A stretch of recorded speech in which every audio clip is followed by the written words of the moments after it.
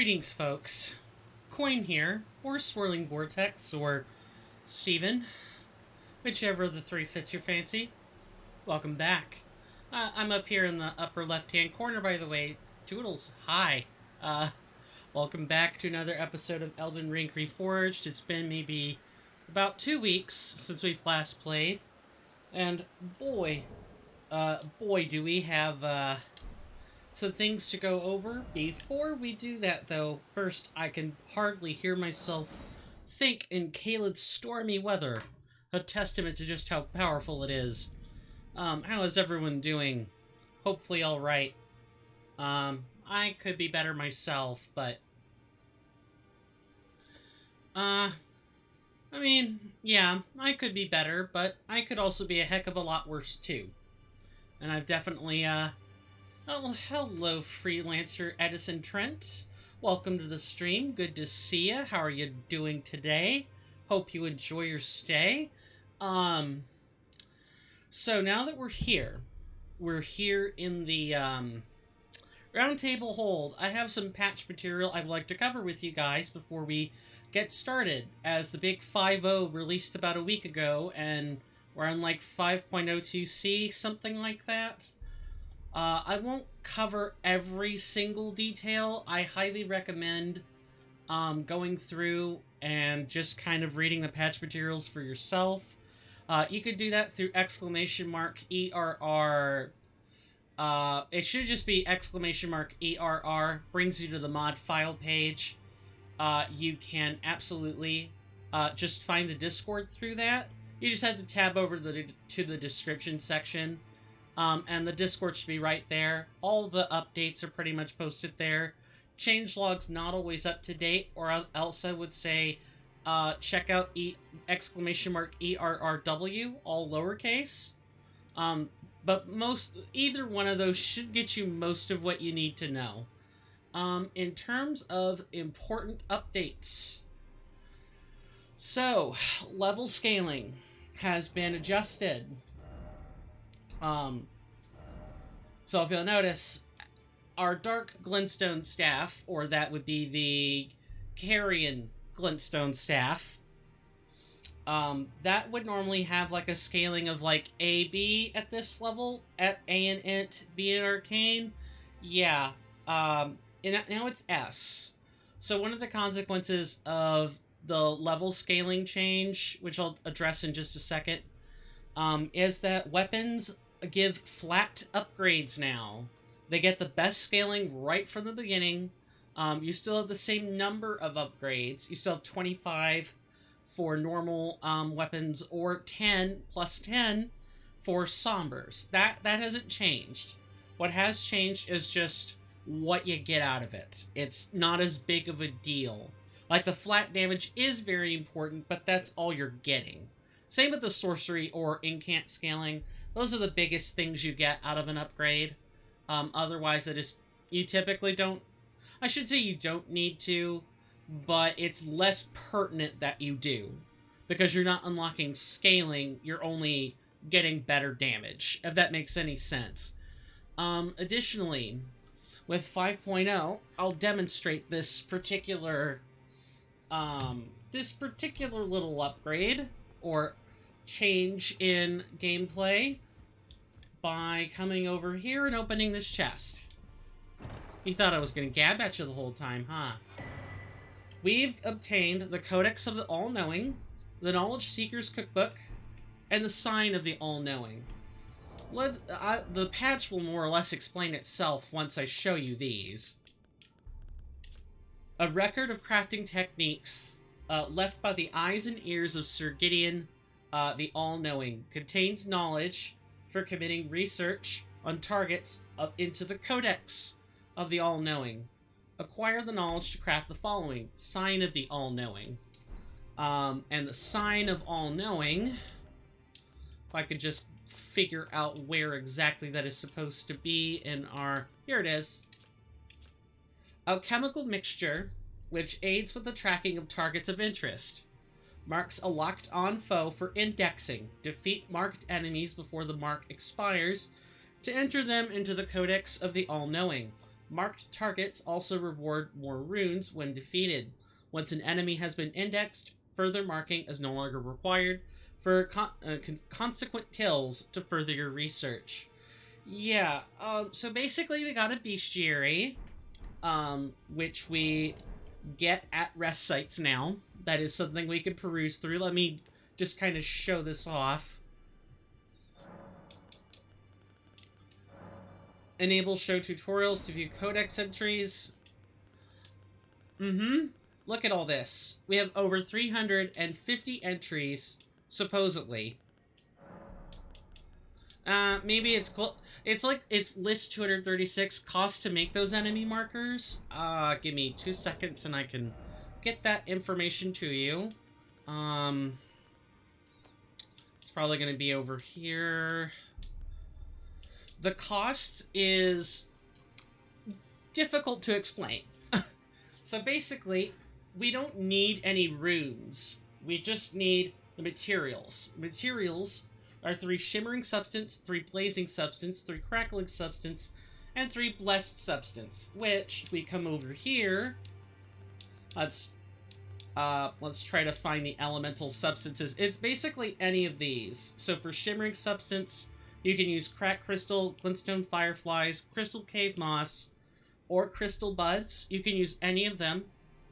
All 4, but close enough. Yeah, you pretty much want to mix all of these in some quantity in order to get what you want. As far as I understand, you more or less need, not more or less need, what am I trying to say? Hang on, brain fogging. Right, so it's basically like a Pokemon Codex, like a Pokedex for Elden Ring, which is really cool all by itself. If we complete portions of the Codex, which we can't do this playthrough, we've killed too many unique bosses that don't come back for us to get 100%. But for every 25% of the Codex, you get a Starlight token. And when you index an enemy, you get extra runes on top of whatever you get for killing them. So it's very worth your time to make these. It isn't the most free thing in the world. It is a little tedious, but as long as you're keeping up with your marks and you're picking things up as you find them, you really shouldn't have a hard time making the marks. I just actually have to go through the process of making the marks myself. We'll mark several of them and figure out what exactly the information in the Codex contains. From what I understand, it pretty much demystifies all of the enemy drops. So if you want to know what an enemy is going to drop, you can absolutely just look at the Codex. It's really cool. It's took a lot of work. So Kernifer and Ivy and anyone else who worked on this, thank you. It means a lot. For some other changes, I said I would address the level scaling, and I will. So normally the level is like 701 or 2. Like, you can get 99s and everything in regular Elden Ring. You cannot do this in Elden Ring Reforged. Your cap is 201. In successive new games, it is 251. It might be 202, 252, but my number is pretty close. I've seen some good things like that in many games. It's a lot of secretary type work, and I appreciate it. Likewise, yeah, I'm really hoping the work will just showcase itself once we get some Codex entries in. And for any person who isn't aware of Elden Ring Reforged, and what a Starlight token represents, if you recall the process for going through new games, like going to New Game Plus or New Game Plus Plus, normally that's kind of a thankless task, right? You're going there for extra scaling, and increased challenge. Well, Now you get Starlight tokens, and the Starlight tokens you can swap at the Chapel of Anticipation, the first area of the game that the player gets deposited.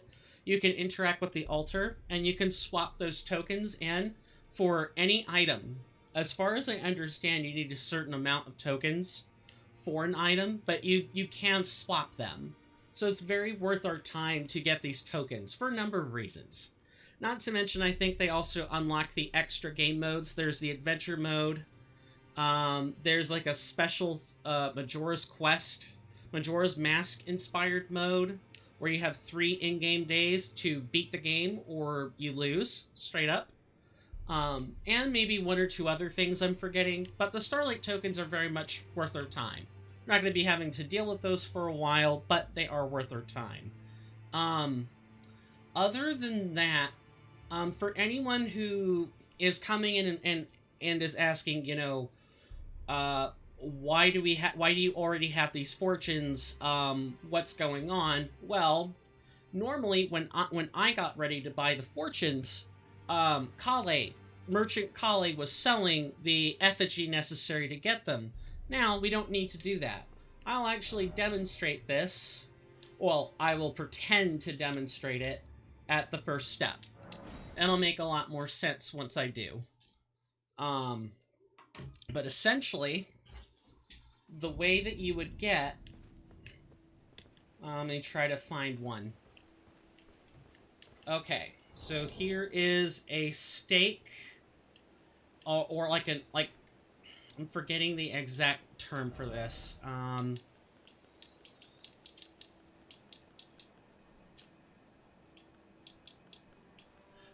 It's like it's the summoning pools, the martyr's effigy. That's what I was looking for. Okay, so here, the first time you would see one of these, you get a new item, and that item is I believe it's the Oracle's effigy. Do I have that correct? Yes, the Oracle effigy. And this is how you unlock the fortune system. You still have to buy the consumables from the merchants, but at least you can immediately start with the effigy. You don't have to spend like 10k to get it. It's just right here. Although any of the effigies, any of these interactables will work for the purposes of getting your Oracle's effigy. Any of them will. Or maybe select ones. I'm a little bit murky on that detail. Anything else? Try to make sure I read over this and provide only the most pertinent material.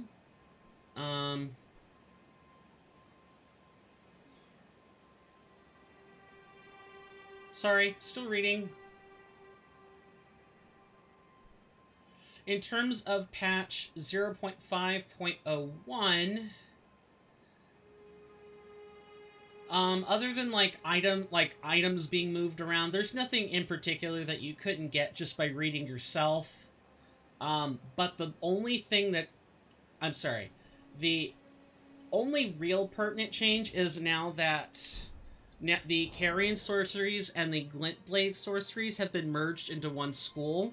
So anything that boosts Carrion sorceries boosts Glint Blade sorceries. They're all Carrion sorceries. Magic Downpour and Loretta's Great Bow and Mastery are also Carrion sorceries. So, hey, if you use Carrion stuff, that's a great boon to you. In terms of patch 0.5.2, basically the only thing that really changed was the sign of the all-knowing projectile. That's that sign we craft for the codex. That got a little bit improved, like hitbox adjustments and stuff. All that's fixed. The rest of the patches are all bug fixes, so I'm not going to waste your time with those. But that is pretty much what we've come to expect. Now that we're done with that, let me recap us from the last time that we played. So we're in Caelid, and we were in the process of fighting a Golem Guardian, or a Guardian Golem, excuse me. Um, and those things for magic casters suck.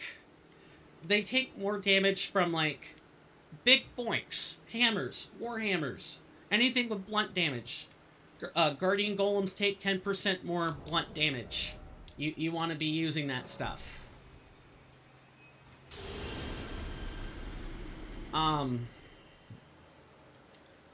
on top of that, that was the very last thing we did. We killed like the minor Erdtree avatar that was here. We beat the Godskin Apostle that was in the tower.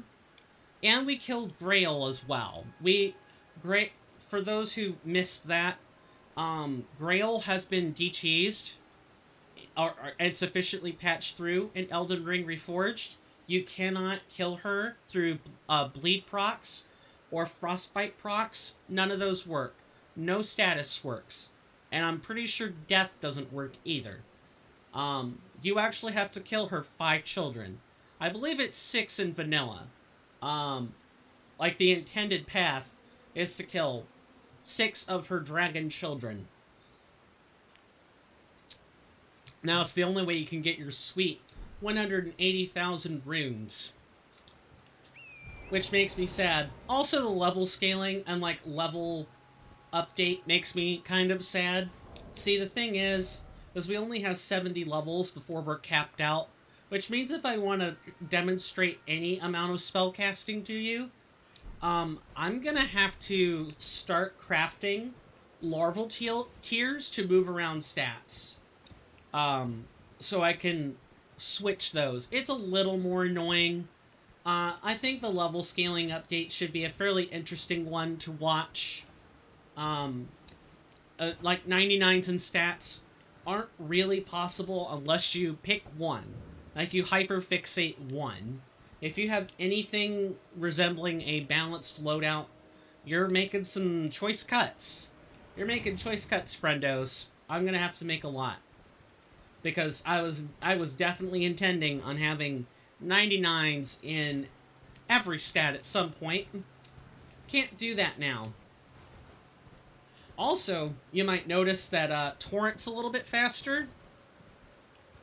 Yeah, that's gotten patched over successful updates. It still takes corners like, I don't know, a stone. It's awful at taking corners, and it doesn't have nearly as much health as it did before. But that's fine. People are mostly using Torrent for, getting around, not so much for combat. And the few moments where you do have to be on combat, or have to use Torrent in mounted combat, you really should just be timing your jumping dismounts. I did see that message. I'll read it in a second. As long as you're, like, protecting Torrent will get you out of trouble. Promise. That Kaled magic golem down on the cliff, I always sit at range and hit it from afar while dodging its big sweeps. The big sweeps aren't really the problem for us. It's the laser. The laser, like, if you're not paying attention, you're dead. Period. And especially, even with our, even with 25 vigor, it still hurts. Same here for the 99 stats. Though I was just doing the damage stats to have a full power Frenzy weapon. Yeah, Frenzy would have been really nice if we had managed to get the stats up to 99. And now that dream is crushed. I'm interested in what somebody else's like fully leveled file looks like.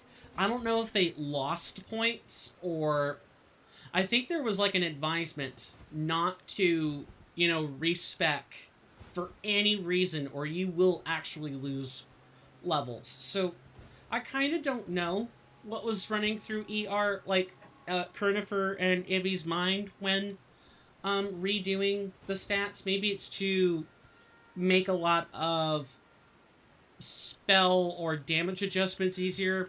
I'm not sure. What I do know is this has seriously hampered our plans for the playthrough, and I'm gonna have to really just figure out what to do next. I already have a soft plan, but it's like writing it down and implementing it in full, that's going to be a problem. Maybe... I think the only thing that really concerns me is, like, the stat requirements. Like, the stat requirements for such a system aren't adjusted, so let me try to find a catalyst. Because that's where my bigger concerns are. I have a simple plan for you. Hey there, Ividian. Welcome back to the stream. Good to see ya. How are you doing? Hope you enjoy your stay. I have erred in my sentence. I'm not angry. I'm just deflated. And I will get over my deflation soon enough. I will definitely have to move around some stats. I already know what I have to do. It's just a matter of doing it. Where are my catalysts when I need them? Here we are. Something like the crystal staff is not going to be easy for us to use now. But that's not a big deal. Alright. For anyone who hasn't been here before, hasn't fought the Guardian Golem before, I'm going to quickly go over how to prepare for it. And granted, our loadout is not particularly good for that, but I'm going to go over it nonetheless. For those who have not been here before, I have a lovely little command. I will read that in a hot second, promise. I have a lovely little command. I believe it's called ERRB. Anyone who wants to know the stats on all the bosses can go to the boss info and find it. As the codex starts to take shape, what I imagine will happen to this boss info sheet is that it won't even be required. Speaking of which, when I got the patch, I need to put in the marks of the all-knowing so that I get the Guardian Golem entry. Yeah, this chest didn't used to contain 20. Now you start with 20. Slightly behind, raid the abandoned cavern cave for the gold scarab. Make golden foulfoot. Resurrect your favorite boss. Yeah, that's more or less what I figured I'd have to do. I didn't know about the gold scarab part, but thank you for that. Much appreciated. Alright. So, the Guardian Golem is a stone enemy. So, anything that has... I want to say it's cold affinity, maybe one other, will deal increased damage to stone enemies. So if you have any weapons of that kind, use them. Guardian Golems have 50 defense, 130 poise. At the time that at the most recent update of the boss info sheet, if that has changed, that we will find out in the codex entry. The physical damage... immunities, or resistances, I should say, takes 10% more strike, and 10% less slash, and 20% less pierce. So if you have a great hammer, or you're using a pair of maces or hammers, that's great. Please use those. In terms of magic, we're stonewalled. 10% less magic and holy resist, or they take 10% less magic or holy damage. And they take 25% less fire and lightning. Good thing I came here with magic. I'm only slightly stiffed. And as for status effects, it's immune to everything except Scarlet Rot, and it is at 500 resistance points on those. So it is considered a heavily resistant boss to any kind of status, and immune to all the rest. Now that I've got the stat profile out of the way, this thing more or less behaves like a regular golem, save that it hits a little bit harder than your typical golems. And the laser. The way you want to fight this thing, if you can't, like, outrange it or something, is to, like, put a pillar between it and you. If you know the laser is coming, you need cover. No exceptions. That's pretty much about it. Yeah, other than one or two tiny things... it's really the same fight. It's just hard to... If you're a caster, you're gonna have a rough time. Most of the time. And even more so if you use incants, on average. Alright. Let's, time to get busy, huh? And I typically don't talk during these, by the way, so if you have questions, by all means, feel free to ask. And I'll do my best to answer when I've got the free spots to address them.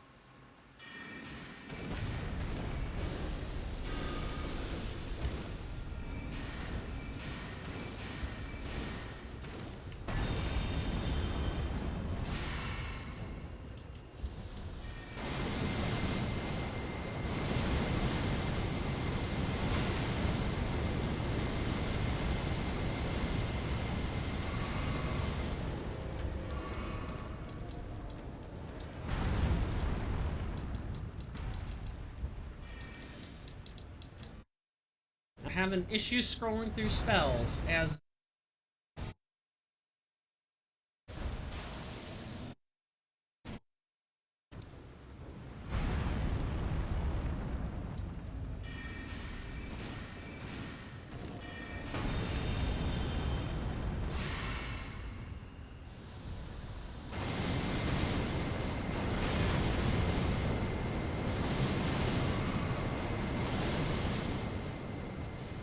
we are definitely dead if I do not maintain proper spacing.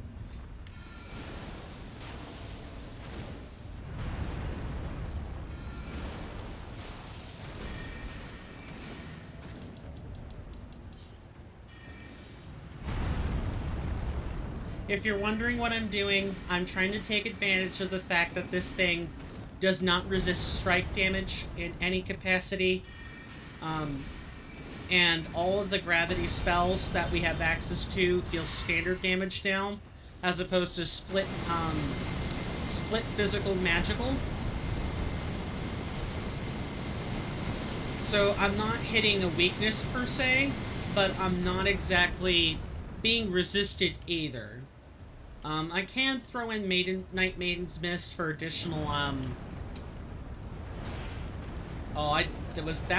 that was a regular deflect. If I take another hit, I'm dead. I'm gonna have to figure out where to, I'm gonna have to figure out where I can throw in, a flask heal.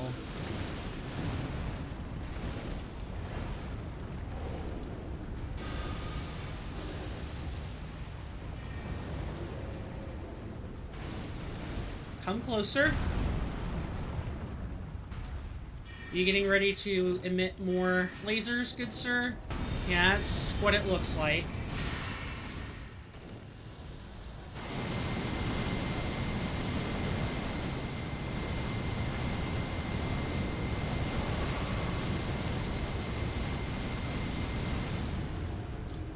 Oh, that was close. We're gonna have to make... Oh, that was bad. We're gonna have to make a lap real soon.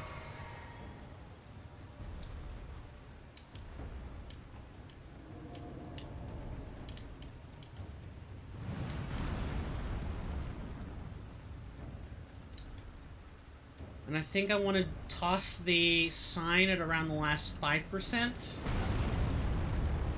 If I don't want to get wrecked.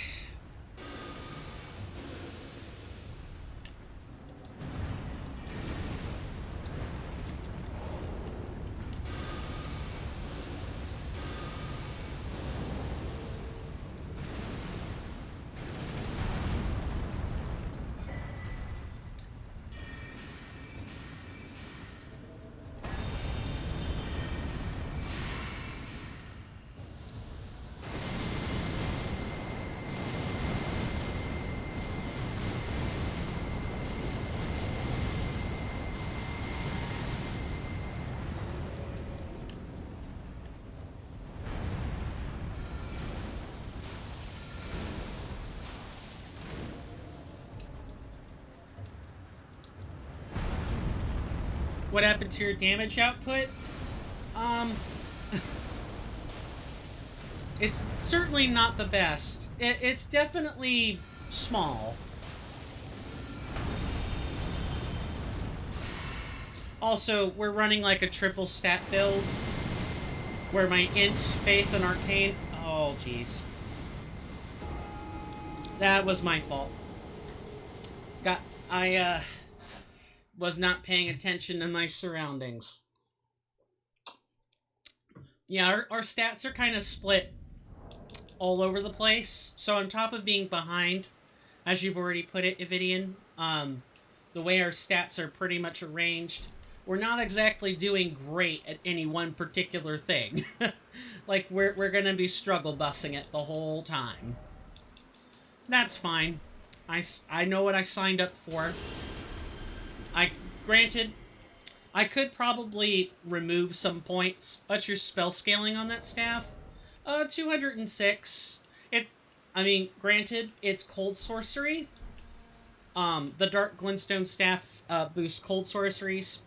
So, the fact that I'm using gravitational sorceries on that thing is probably not good. I should be using the meteoric staff. Yeah, my setup is not at all optimized. Also, the Guardian Golem is just tanky. There's not much more to say than that. It was always a hard thing to fight.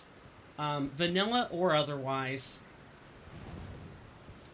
Granted, I think it fell in about 3 times of a fast... Am I on some special difficulty? Nope. Nope. I do not play on hard or... If by special difficulty you mean self-imposed, perhaps. I'm really loving what you guys did with Torrent, by the way. Thank you for that. The speed boost is just phenomenal.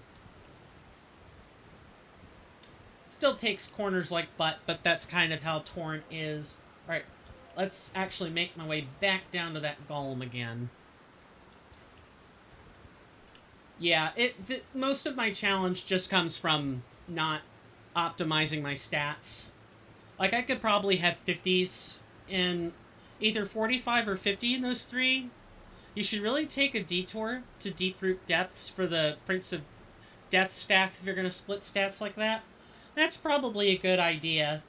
I would definitely like to do that. Maybe we'll do that after we've beaten Radon, because that's kind of the game plan right now. You are right about that. I do appreciate you taking notice. Yeah, death sorceries are like one of the... It's just a very small subset of spells.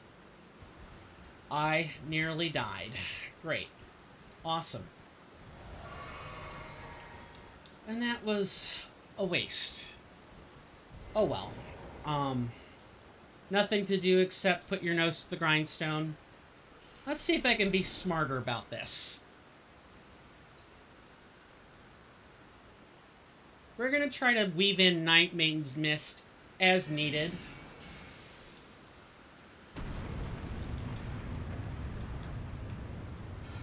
And try to get like a good opening burst.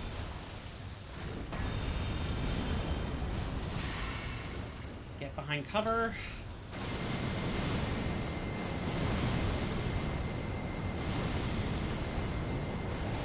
Oh, come on. That is not fair.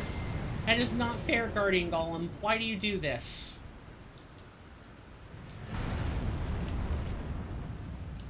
That kinda helped.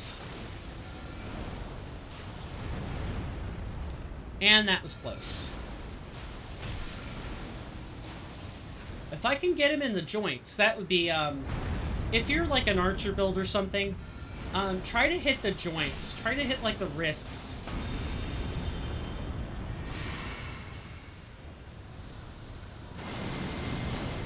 Because they take double damage, because it's not a plated, portion of their body.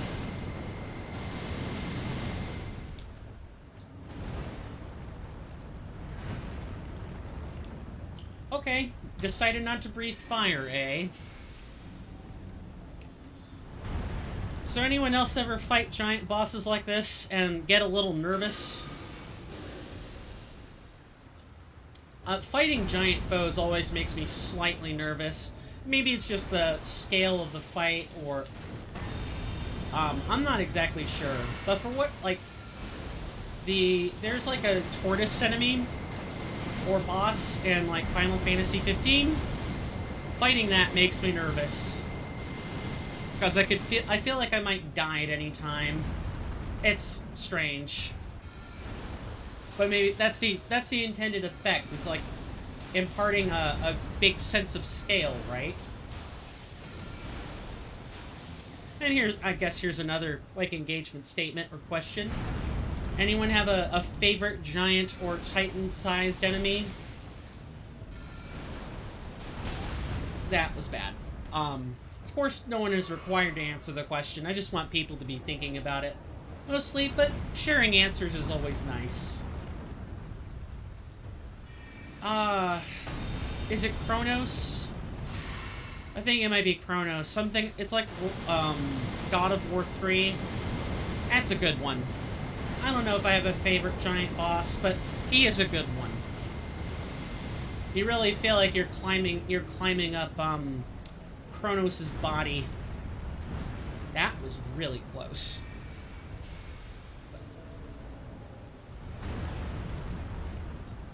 Oh, don't, okay. I mean, at least these have decent range.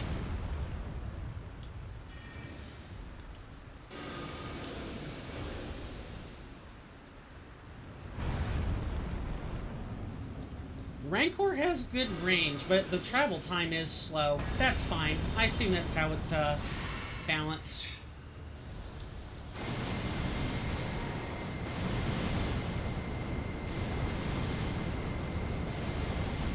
It is so hard to tell when this guy's gonna start breathing or not. The range, it's always finicky with the range.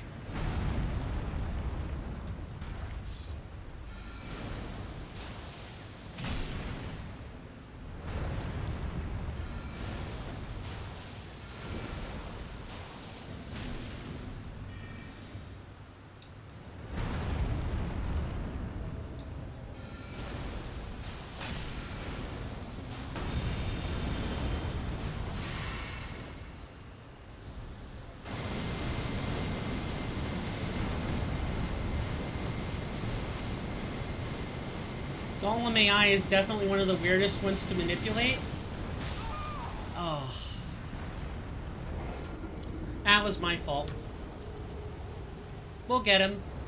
We'll get him. We've only barely got started.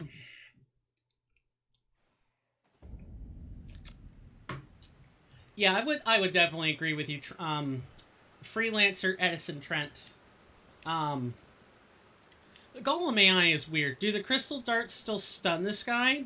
Crystal darts? Oh, the consumable, right? I don't know.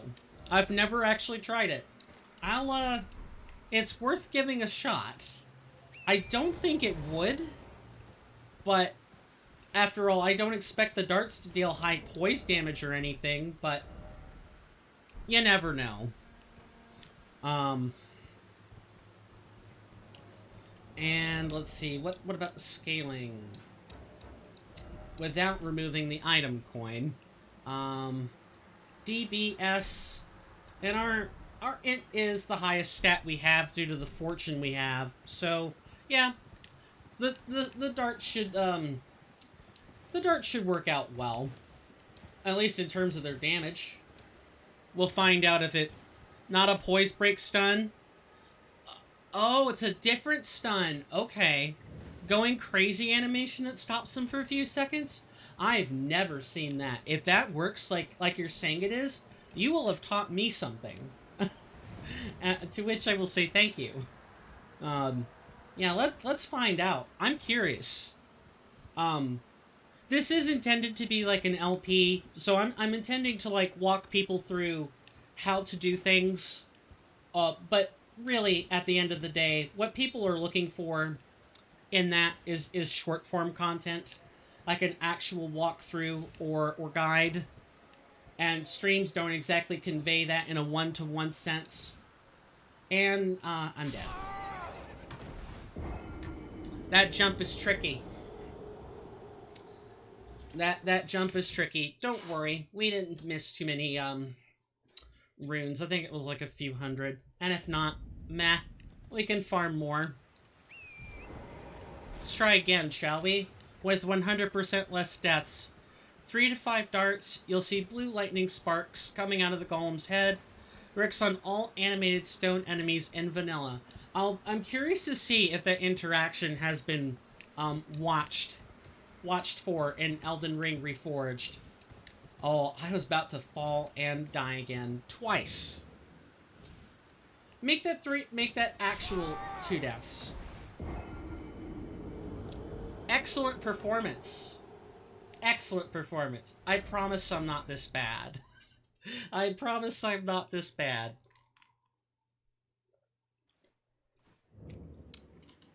This really feels like beating your head against a stone wall. Blame the torrent buffs. Kappa. You should not have 200 spells. 200 spell scaling at level 132. Your build is quite something. You really do have to get that staff. I can try respecking and see if that helps. I did test it out on a different file, but we're at level 132. So I don't think it's because of that. I think it's just because of the way the scaling is different now. Well, if someone on the team is advising me to get a staff, who am I to argue? I just have to make sure,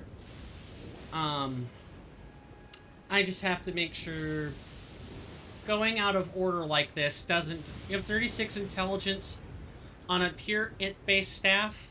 Yeah, like I'm 4 points short. I guess this is what happens when you throw in your stats evenly. Let's try a respect first. Before I just do that.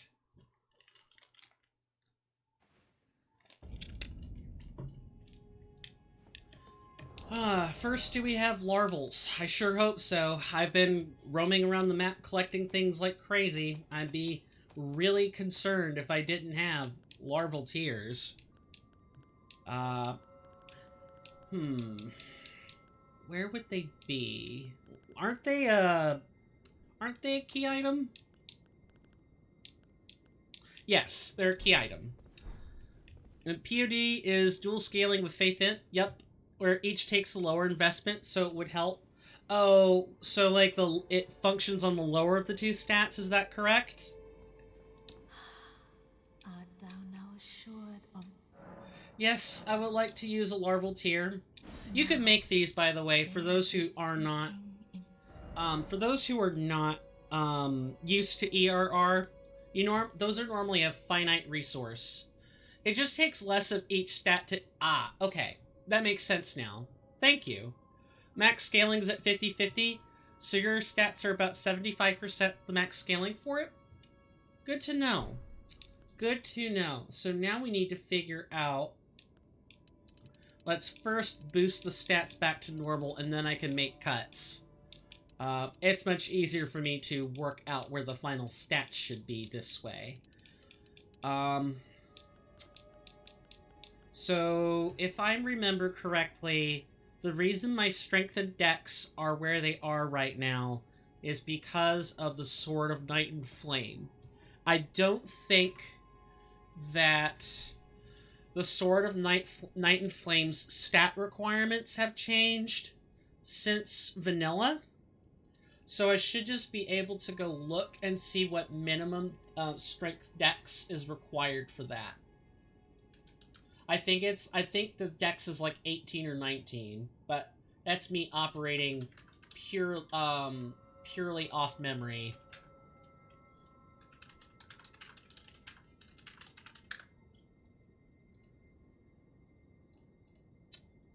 Sorry, just pulling it up real quick.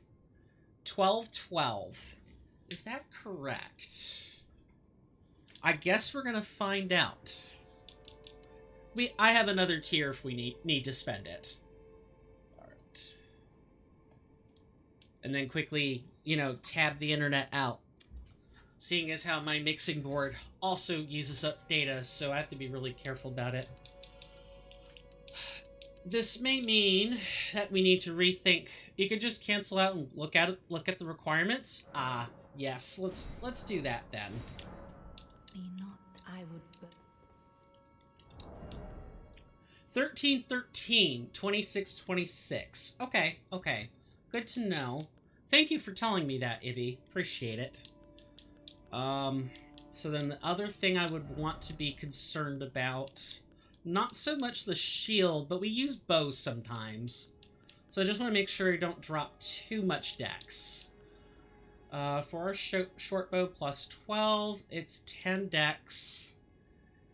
Okay, so I guess as long as I don't lose 14 dex, we could use our hook claws without much effort. Alright, then the real big cut's going to be how much vigor we lose. Yes, I would like to rebirth, please. Okay. So starting from the top, maybe we could... I actually don't feel comfortable dropping down vigor. Not sure... The arcane's for status. Granted, we're using sorceries which don't care about arcane, but, I guess I'll need to start keeping material on hand for, larval tears, because we do plan on exploiting stat weaknesses this playthrough. Maybe I could, like, cut out some endurance. So we have 25 here. I think we're going to be at heavy load if I drop it more than 2 points, but we can always just use lighter armor. That's not a big deal. Okay. 13 here, and 14 there. And then let's see how many leftover points we have. If I need to make more painful decisions, I will.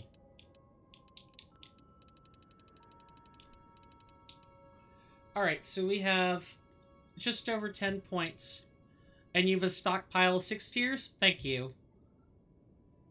Not using yeah, in fact, this thing's immune to status, so... I don't think our staff cares about arcane, so let's drop it to, like, 20.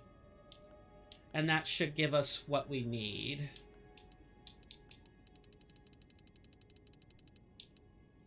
And, you know what? Why not? Let's just see how this looks. Oh! And yeah, if you use your, for those who aren't aware, if you go and actually use or do the rebirthing process, you get a gesture from it. Balled up. There's some people who go through the entire game and don't respec. I have friends who don't respec. How's the spell scaling now? 249. Alright, we're surprisingly still at medium load, but that might be because of the Erd Tree's favor. If I get rid of it, we're still at medium load. Nice. I was really worried I was going to have to swap out of this armor. Granted, we're not going to get to keep this armor permanently anyway, as when you get to the Deep Root Depths, which is where you were talking about, we have the choice to give our twinned set to a NPC there. I believe it is D, Beholder of Death. And we'll be making that trade. Let's try this again, shall we? And we'll have to figure out a composite set. We might revert back to the Carrion Knights set. The Carrion Royal Knight set. We'll make sure I get that correct. Or I may just decide, you know, we don't really need all that endurance. Or we need it for stamina. We don't need it for other purposes. So I may keep like a closer to a bare minimum and just wear really light armor. A lot of the caster bonuses or stuff tends to be on light armor anyway. Like robes or skirts and stuff. So, for those who aren't aware of just this mod in general, because it, for the most part, outside of, like, any custom spells, or, you know, the sign of the all-knowing, like, a good portion of the game does look like base ER, right? So for those who don't know, Elden Ring Reforged is a mod made by Kernifer and a small group of other people who help make contributions. It is meant to be somewhat of a overhaul mod. It's beyond the scope of your, you know, what I would call God mode mods. But I'm not actually, I'm not Oh, that was close. I'm gonna take a second and read these before I make this jump. I'd be surprised if you had less levels to spend in any regular playthrough now. I do have a chap who is sitting in... I have like a vanilla playthrough. We're sitting in the Orisa Hero's Grave. I did play around with it on that, and I didn't exactly have less levels to spend. NG zero cap is 201, and you hit endgame at 130 to 150. Yeah, I think my cap there was like... Not cap. My level there was like 150 something. Don't remember off the top of my head. I'd have to go back and boot the file up. Maybe sometimes stats seem to be a lot more wasteful now, especially with less levels to spend. You got it. Yeah, that was... I was so looking forward to 99s and everything, and not going to lie, but I will get used to this new system. I do like it, for the record. And I am missing this jump really badly. I've got to stop missing this jump. I'm gonna have to focus when I make that jump.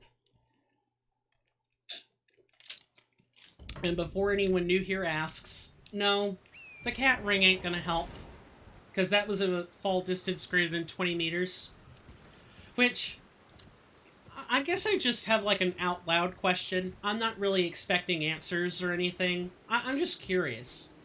You know, when Miyazaki and his like design team, dev team were going through and coming up with distances for stuff, why did...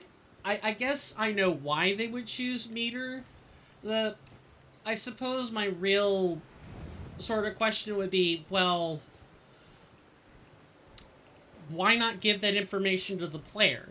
Like, let us know what 20 meters in your game looks like. Why do we have to fill that stuff out? Granted, I know the answer. It's because it's a FromSoft game. Arbitrary and clunky is the name of the game, as I've said on multiple Discord forums for a while. It's not as if I don't understand why there isn't a reasonable guide or measurement system, but I suppose maybe the other reason, trying to answer my own question, is that measurement systems make it feel like a MOBA. Anyone who's ever played Smite before can tell you, you can have a option turned on, and that option will add like little grid lines for like 20, 50, and 75. It's not like a true grid line, but you had options. You knew where the most commonly used ranges were. TBF, it was always 20 meters in all the games. In ER, the gradient of taking damage just starts at the last 16. Right, so you take stamina damage before, but once the 16 meter mark passes, you start taking real damage. I think that was how I remember Zuli's explanation for it. That would be Zuli the Witch, to those who are uninitiated. She is a famous YouTube data miner for the Soulsborne series and for FromSoft games in general. And that's where I get some of my more intricate stats from. So you only have 4 meters of damage? Yeah, you can't develop much of a sense for it. You're always kind of feeling out where the damage actually starts. That makes sense. It still sucks, but it makes sense.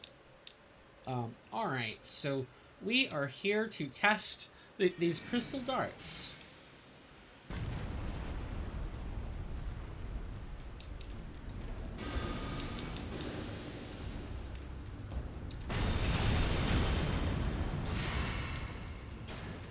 Do you need... Oh, I could see something acting up in the distance. Zuli is he? Ah, okay. Makes sense. Sorry. Did not mean to misgender so... That's my bad. Classic streamer distraction. Female model was from a DS2 cosplay that became iconic. Yeah, that makes sense. No confirmation. what Zuli is? Yeah, so I was kind of using the model. I didn't know either until he made the video explaining it. Oh, so there's a video that explains it. Good to know. If Zuli the Witch, I doubt you're out here, but if you are, I am deeply sorry for misgendering you. I know that can be a traumatic experience to some, and I don't like adding to other people's trauma. Yeah, it's the origin of the name, right? It's not a statement on their gender? Exactly. I guess when people just don't say until really late, uh, it's kind of, or people don't ever say, you get the... You have to be really careful. I suppose I'm kind of losing my original sentence, but you gotta be careful with your pronouns, folks. It's easy to misgender someone in today's society, and that's not to, take the conversation and turn it into something super serious, unless we just naturally want to go there. But, pronouns are important. I get upset when people assume I'm a woman over the phone. And I'm a cisgendered individual, so take that for what you will. If I get upset, I definitely expect other people to take that seriously. So just, if someone gives you pronouns to use, please respect that. Not talking at anyone in particular, just kind of a collective you. More or less. But that's good to know. Thank you for correcting me on that, you two. I really appreciate it. Alright, let's try this again. We are hitting harder. That's a start. It's not that much harder, but it is harder.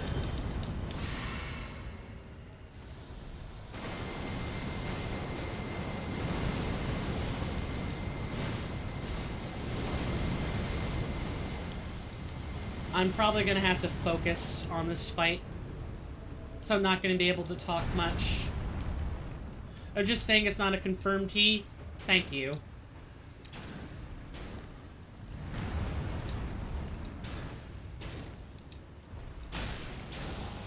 Oh, that's interesting. It appears to be like 6 or 7 darts, but you can do that. That's really cool. Thank you. I'm awful with names. I will get to that name in a hot second.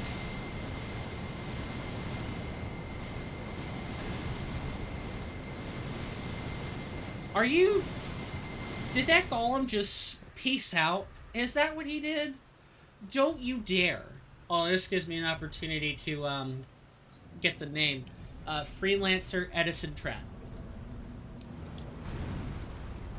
Don't peace out. Come back here. I'm not done with you.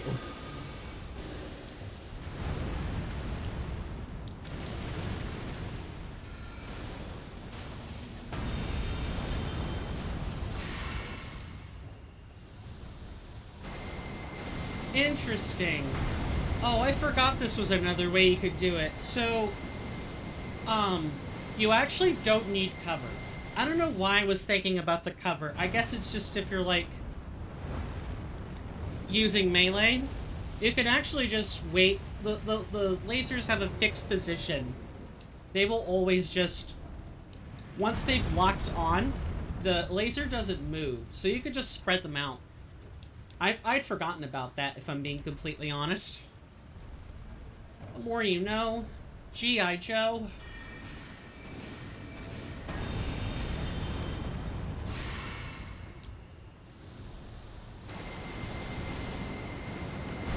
The cover can help, though. In case they breathe fire.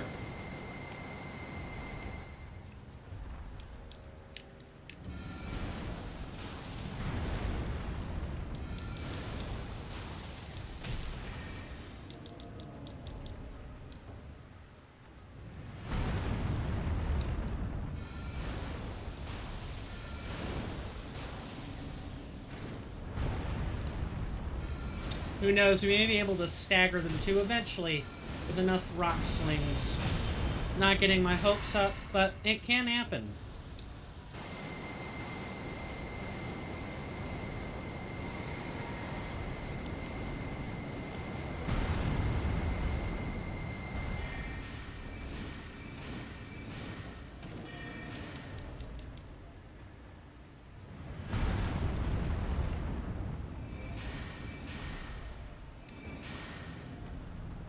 Wow, that range is very short. Well, not very short, but kind of short.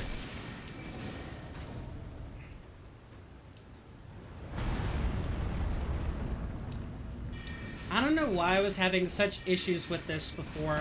I really don't.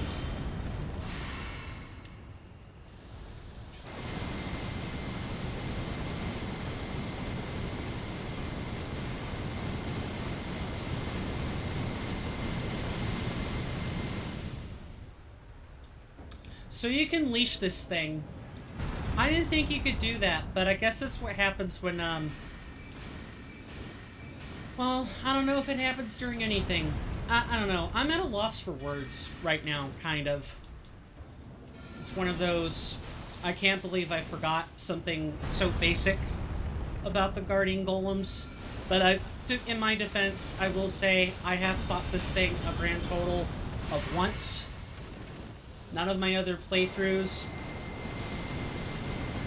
have managed to get to the point where we're dealing with the Guardian Golem, and I typically miss it. I missed it during the first playthrough and had to go back and get it.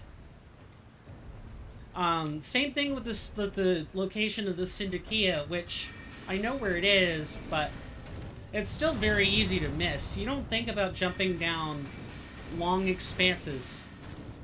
Coin is not the best at platformers.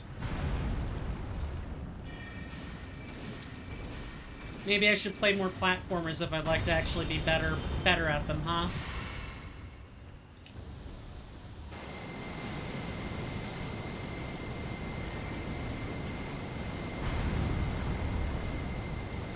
Anyone else here terrible at platformers? Of course, the engagement is not required, but I always like sharing answers.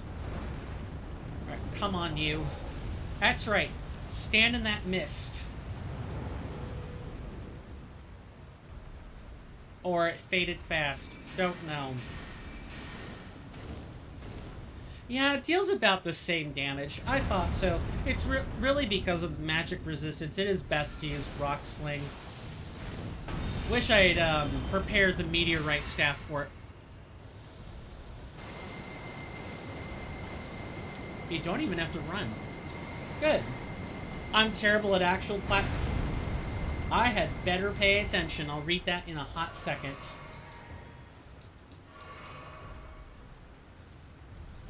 Actually, while he's backing up like that, I'm terrible at actual platform games like Super Meat Boy, but Souls platforming is fine. That's pretty much where I'm at in my life. I think I could probably learn the rhythm for Super Meat Boy, but any consistent platformer, I'm probably worse at platformers like Sly Raccoon or something like that.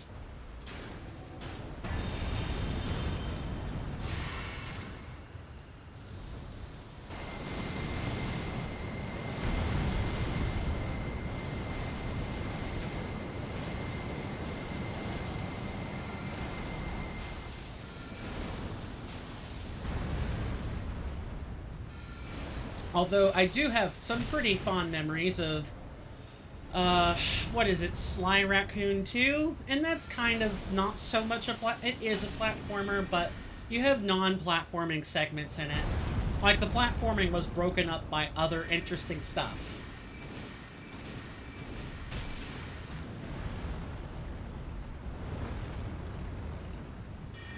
Get him. Get him. Okay. Ugh. And you know what I forgot to do? I forgot to mark the darn thing. Excellent work, Coin. Excellent work. Now we don't even get the Guardian Golem data. My bad. What was here exactly? For me, that game was the Crash Bandicoot series, platforming, but not really. Yeah, it was like a cross between, platforming and also Sonic the Hedgehog. Like, you also have to clear levels fast sometimes. It's okay. This Guardian Golem always usually guards something, but I guess in Elden Ring Reforged, it's our brand new Ash of War. Let's just take a nice second to slaver over our new find. Usable on all bows. Oh yeah, one of the really nice things that has been added that's just kind of flown under the radar. I don't know if it's mentioned anywhere in the 5.0 or 5.02 patches is um, these used to just specify standard Ash has the rune arc and the painting item. Yeah. Okay, so it always has that. Good. Good to know. Thank you. Um, the affinity that's associated with it is labeled now, which is freaking awesome. It's nice to know that which affinity is now native to this item. For those who have not seen Rain of Arrows before, it's a archery skill performed from a low stance. Ready the bow, fire a burst of arrows into the sky, shower the enemy with projectiles. Usable everywhere, on all bows. Maybe not everywhere, but you know what I mean. Alright. Now we can actually kill the other Elder Dragon and start making our way up toward the Bestial Sanctum. Then after that, it'll be time to hit Redmane Castle. We're getting pretty close to cleanup time. I still need to go through and find like a... I either need to map out all the encampments or I need a list of them. Because that's one of the other things I've not had a good opportunity to catch up on yet. Are the encampments. I've gotten a few just by the process of re-exploring some areas, and I did one for demonstration purposes, but I would like to say that when we're going through Altus Plateau or the mountaintops, that we only have those places to worry about, and I don't have to go backtracking later. I would like to think I've done a pretty good job about getting all the major items so far. Sans any major quest lines. Like, we haven't really done Fia's quest line yet. We'll be doing that soon. I would like to do that when it intersects with another quest line. Kind of. I hope my memory is not going on me. I don't know. I may be misremembering. See, the way I'm thinking is when I played through the game for the first time, I did the Fia quest line around the same time I started to be on the ending steps of Ronnie's quest line. But maybe I'm thinking of a correlation that's no longer there. And the two were never intersectional at all. Like, they would never take you through the same places apart from talking to Rogier. Like, that's the only confirmed point of intersection I know of. The rest I might just be imagining in my head. Finally found the thread again in the ERR Discord. Belrin read some of the new per-level stat changes for things like Discord and Mind. Ah. Okay. I'll take a quick look at this.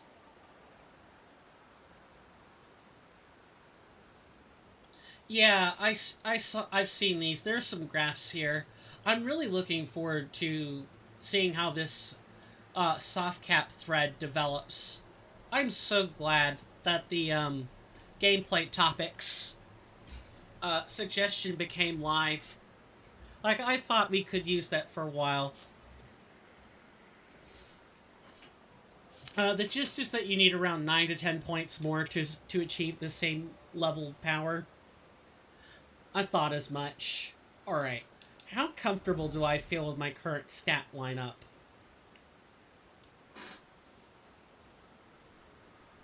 I don't know. I'm glad I was able to keep my faith, but I think I would like to revert some of my intelligence to Arcane. As we are coming up on a boss that I would like to have the stats for. but it can go way beyond what you couldn't before, and it's balanced by the runes you get now. Gotcha. Yeah, so for anyone who's not used to, like, coming from Elden Ring to, like, a mod like this, pretty much, instead of, like, grinding bosses, like, going straight to bosses, kill enemies. Just, kill enemies. Like, regular ones. You get way more runes that way. All those farming strats for the regular enemies have only gotten better. And maybe even some new ones have opened up. Have opened up since ARR has gone through this new, both the changes in runes, which were happening before the level scaling update, as well as the level scaling update now. I imagine some farming routes are really quite different now. I would be interested in knowing if the newer or older routes, the older pre-established ones, like the one you find on the Vextra, take that with a pinch of salt. Vextra's not always the most accurate, folks. Anyone can write on it. But I am interested in knowing whether or not those routes are more or less still accurate. I do still plan on showing them off, because I know at least the mid-game one is a good one, but I don't know about the late game or the early game one. I know a lot of these questions are probably better in the short form. We're gonna make, like, I don't know. I guess we could just make all 20. Why not? Alright, now we start killing things. I think I'll be okay with the arcane the way it is now. I might just put future points back into it. We do definitely lose out on the ability to cast some spells in the meantime until that gets rectified. I am liking torrent speed right now, if I could just say. I know I've already said it once, at the risk of sounding like a broken record. I'm pretty happy about this change. Most people aren't really using torrent in combat anyway. Granted, I think I might have been one of the people on our Discord, on the ERR Discord server, that did more or less use torrent pretty regularly. The HKS bug is fixed, so it should behave like vanilla. I'm trying to think of what HKS means. It's like on the tip of my tongue. It either has to do with the area just outside Radon's fighting area. You can find a tomb there, for those who don't know. Or it's just so you can tap it and keep going at fast speed. Yeah, that's great. That's such a nice quality of life. Alright, so for the uninitiated, we have a boss here, which I'm actually not going to fight right this second. I have a bit of setup I'd like to do. There's also a boss on this bridge, which is only available at night. Alright, let's see if you can catch us now. I'll preview the boss when we actually have a chance to properly get set up.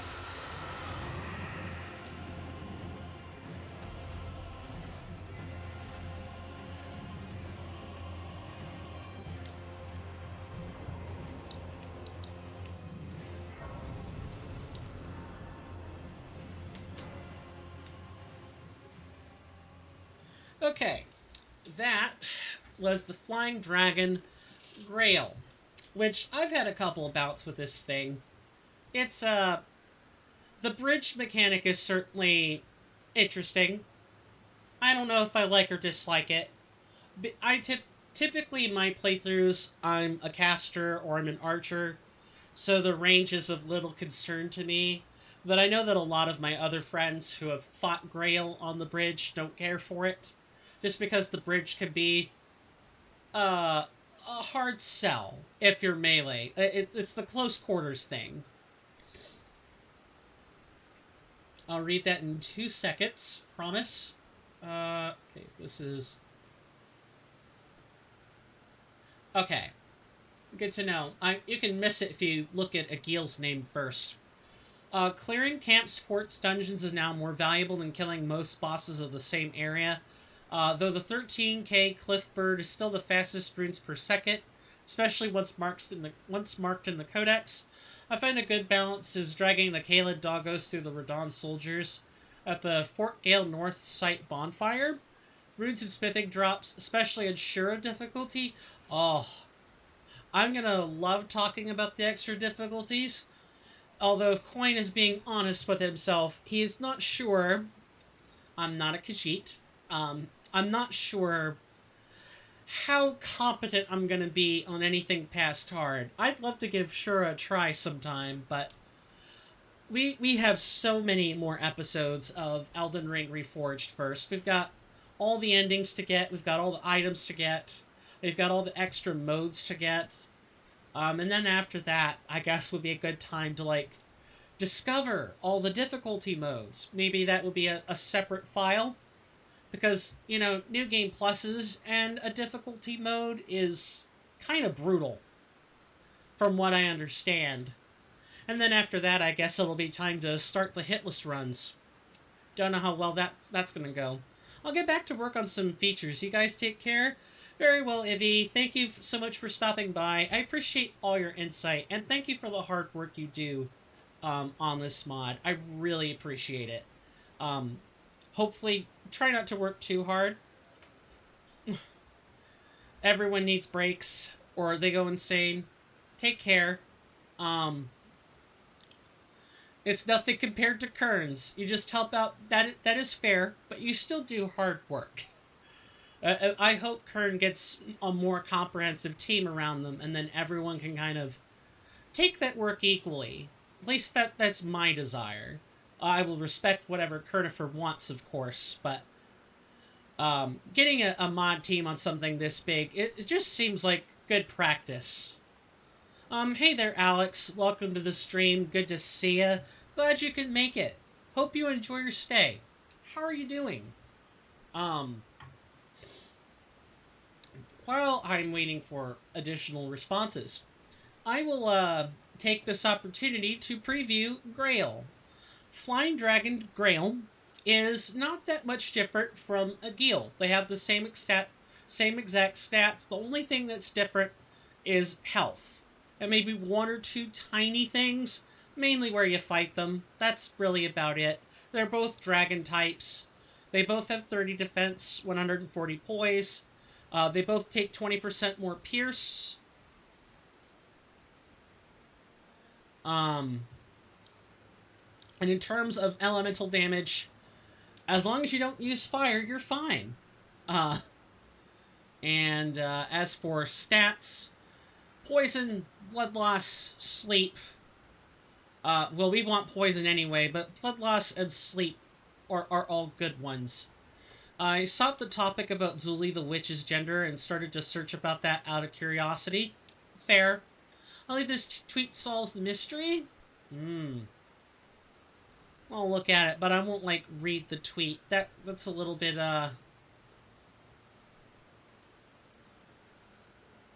Well, actually, this is not... I wouldn't say this is exactly a conclusive tweet. I think, someone mentioned... Freelancer mentioned a video that might be more, descriptive about that. When you're, like, taking on a moniker, you tend to type in moniker. What if I had, decided to, what if my moniker and persona were based on Odin's wife? Or someone else's wife? I mean, my voice would pretty quickly give it away, but I could always find a voice modulator. I can do something. I appreciate you bringing the tweet. I just don't know if it's conclusive. You know what I mean? While I think I've already previewed the boss, it really is more or less the same. What I personally like to do is come up here, and I will get, I will perch, like, a very specific, summon here, and she usually does good work. Let me see if I can get the positioning on this right. If she falls, though, she ain't doing squat. Alright, Latenna, come on out. These are the real Pokemon. Or, you know, I could totally not be able to do that. Because of course not. Yeah, you gotta get the spacing real precise.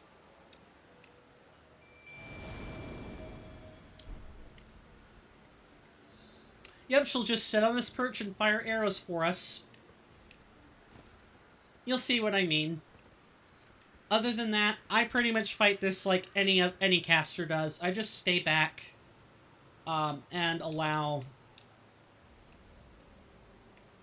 If we're a sorcerer, I'm trying to think. Like, we have our choice of spells, but... Oh, I read the wrong one. I should have... I got the elemental resistances right, but I take that back. Grail and Agil are both like somewhat resistant to poison, rot, blood loss, frostbite, and immune to deathblight, sleep, and madness. So it actually works out in our favor. We can use freezing mist to help us out here. Alright, now since this is a real boss fight, and not the Guardian Golem, I will take this opportunity to remind folks that I do not talk during these. Like, you can post your questions, but I'm going to only read them when I feel comfortable doing so. I watched the 500k video where Zuli speaks about the origin of the persona. Nothing about gender, but as some people say, Zuli just wants to be Zuli, and nothing more. And I agree. And I hope it could stay that way for them. I would really, really hate for someone to, or multiple people, to harass them over the origins of their persona. I would be upset if people decided to do that. Not that my upset means anything, of course, but I'd still be upset nonetheless. Alright, Grail. Show me what you've got.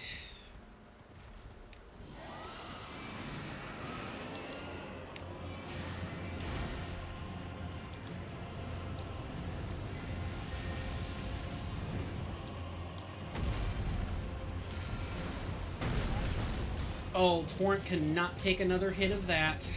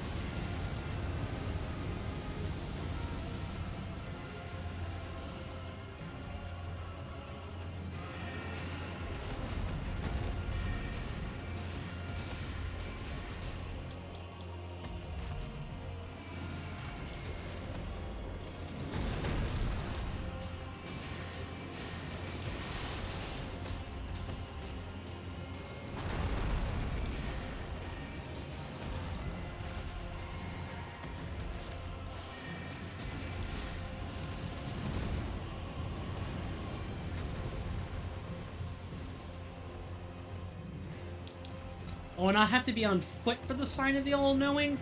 Oh, great.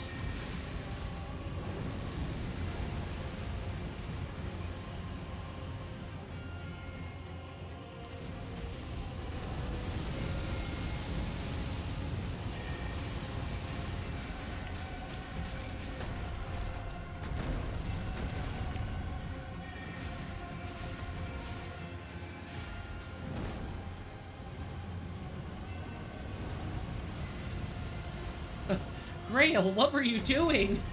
Can I get someone to clip that, please? If someone happens to be around. Grail just got stuck on a branch there, I think.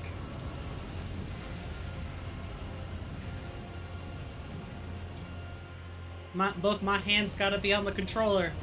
I can't be driving impaired. Can't be playing impaired.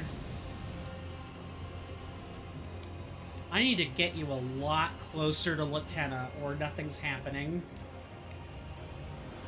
But I also can't let them phase out either.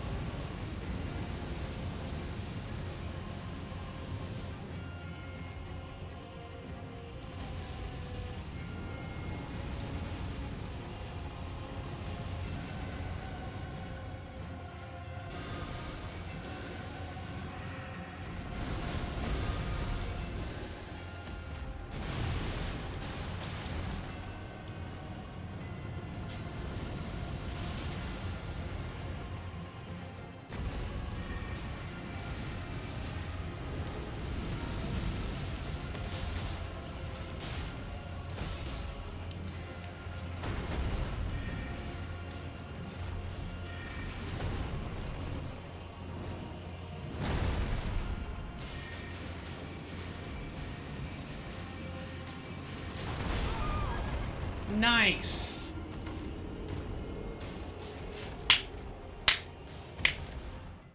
Awful. Also, I didn't even think about the fact that I would have to use, the sign of the all-knowing on foot. That was an unfortunate series of events.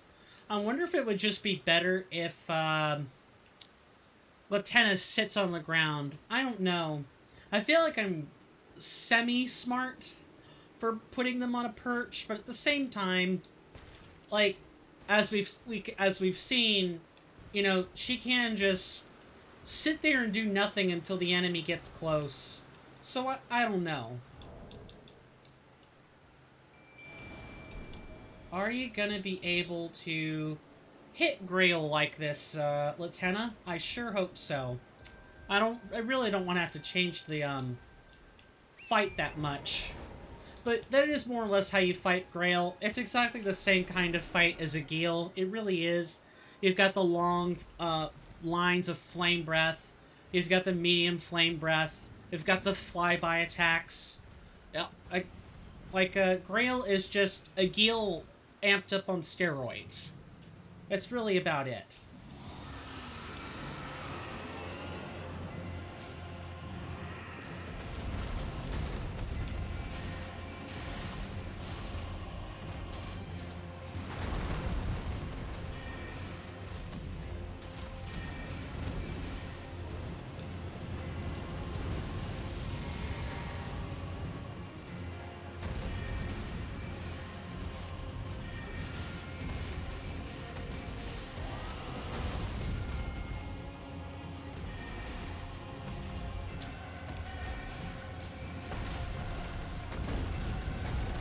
Oh no! Goodbye, Latenna.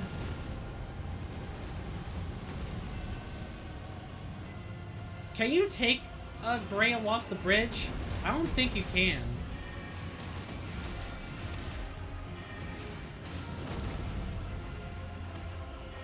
I mean, you can't go very far off the bridge.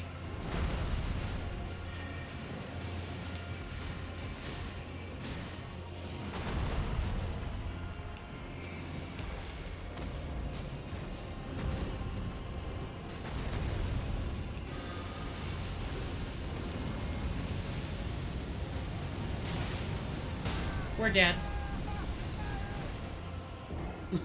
Thank you for that, Alex. I appreciate it.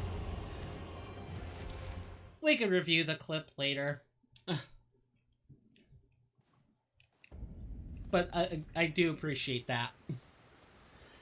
Alright, what a comedy of errors. I really don't usually have problems with bosses, guys. I usually don't. For whatever reason. Today, Grail is just giving me some problems. Then again, when people fight Grail for their first time, typically it takes like somewhere between 3 to like 10 attempts. Depending on the player. I do watch Elden Ring vids in my spare time, and a lot of the bad attempts do get edited out. Like they don't sit there. Maybe where can I no longer summon Latenna? Like right here. I'll go shave my beard, if you could call the beard the thing you have on your face. And shower, so see you later. Any beard, no matter how thick or thin, is a beard. So, but see you later. Thank you for stopping by, Alex. I really appreciate it. And thank you for the clip. Go enjoy your shower. I hope you all get all nice and clean from that. Alright, Latenna, let's do this again, shall we? We've done this song and dance many times. Many times, and you've killed Grail many times. And this dance shall be no different. This dance shall be no different. What am I talking to? Like a horse in the parlor? Or like, stable? I guess. Whatever works.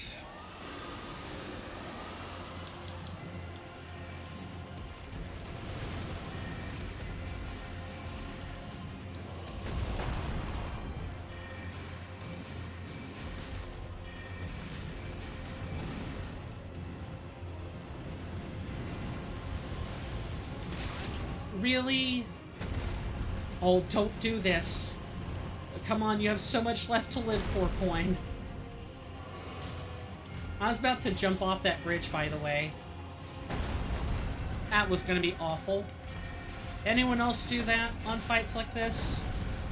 I mean, obviously no answers are required now, but... Anyone else jump off bridges? Not for fun, but ends up happening in this game?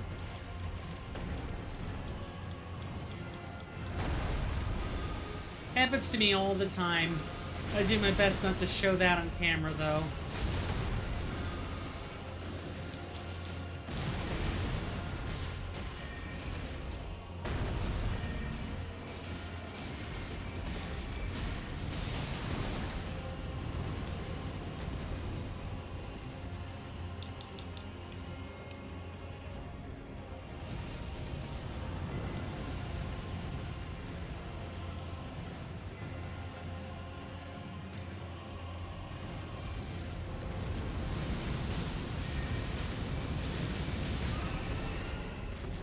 Nice.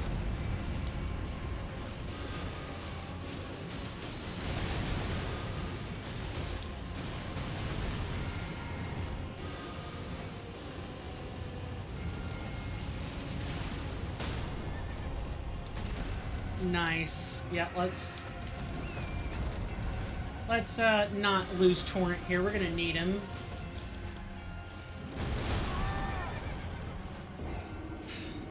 I am not this bad. But I was gonna have to get off on foot for this fight eventually. Anyone else have a boss that they swear? Let me make sure I'm not missing messages anywhere else. Anyone else have a fight where they swear they're good at it? They know what they're doing. They fought it 100 times. But the second you get on camera, the second you brag to your friends, well, that's the second that the game or your own skill decides, nah, I'm gonna make sure you flub up today. Grail is that fight for me. Today. This is normally a one fight and it's over. I don't usually spend more time than that on it. Oh, come on. Just grab the death marker. Thank you.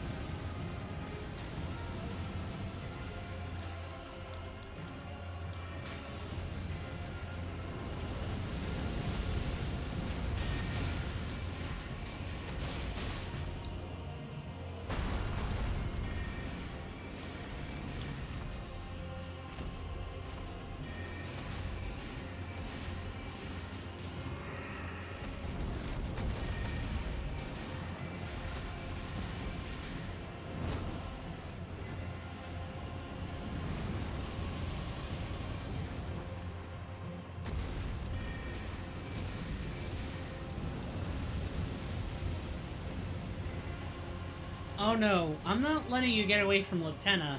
You are most certainly going to come within, you know, range of being a pincushion grail. Medium range breath, we should be good.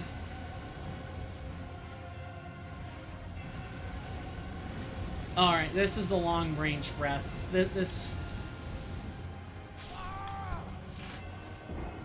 I just was not paying attention. Don't be like me. Do what I'm not doing. Do better.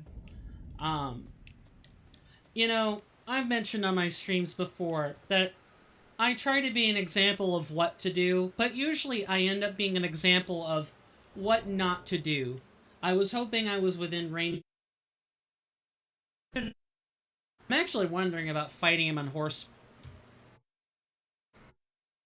horseback.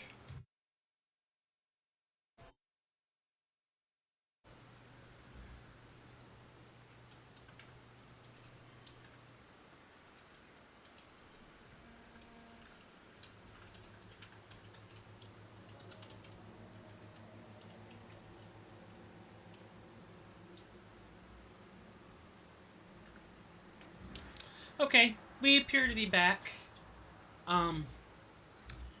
Not much else to say except try again. I don't mind brick walls. I'm having a hard time talking today, apparently. I do not have a problem with brick walls. I have done challenge runs before. Bricking on a fight is not unheard of. Alright, Latenna, put yourself up here. All you can do is if you want to clear the fight in one sitting, or like you don't want to be doubling back, you're gonna have to be patient, be persistent.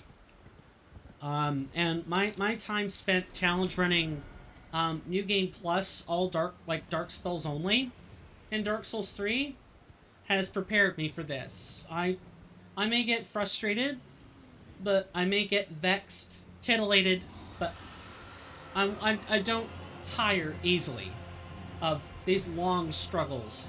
But hopefully they're enjoyable for you guys. I would be really concerned if people are like, come back when you can overpower the thing. I don't think we're at bad scaling either. We've already fixed that. It'd mainly just be... It's mainly my own skill. It's not anything else.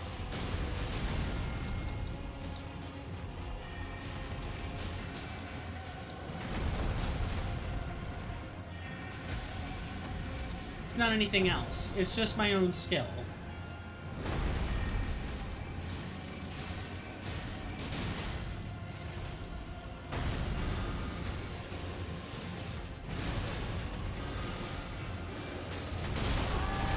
I've got to stop. I am definitely... I have to dismount there. Or maybe really what I should have done was just not cast that particular spell there. Casting spells on horseback does have its drawbacks. This is Elden Ring for you. If you don't pay attention to the windows of time that you have, you'll die. You don't get a redo. You don't get a second chance. You just die. Let's get some rune arcs handy. Maybe that might help be a nice cushion for us.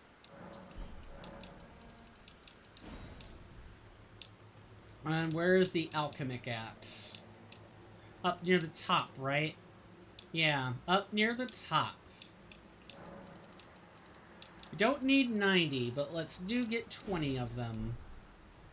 And we'll make these rune arcs. I'd say about 2. That's really probably about all we need. And then essential alchemics. We need like 60 of them to hold the rest of the runes. That's what it looks like. Oh, I'm glad you could transmute this.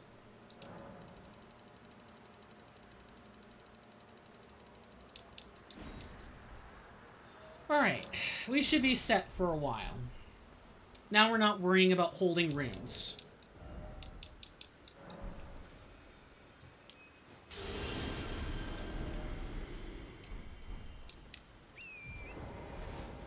Oh, but wait. I'm forgetting something. You know what I'm forgetting? I'm forgetting the fact that I literally have 64 int now.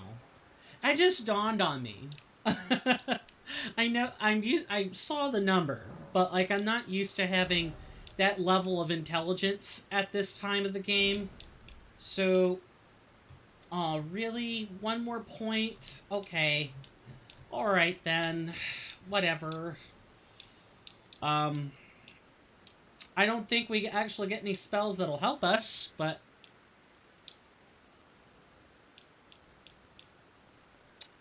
man, I was so excited for that.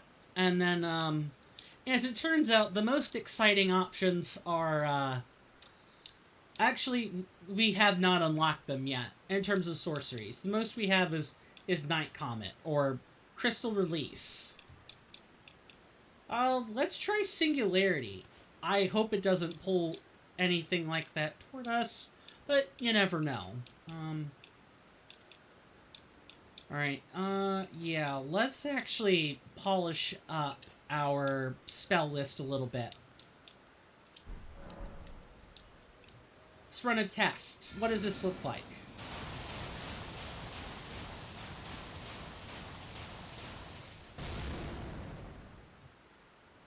Oh, that was freaking sweet. Excellent work on this spell. Really.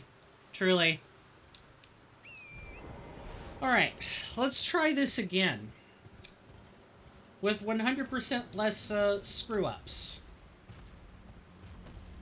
I don't even need Lieutenant.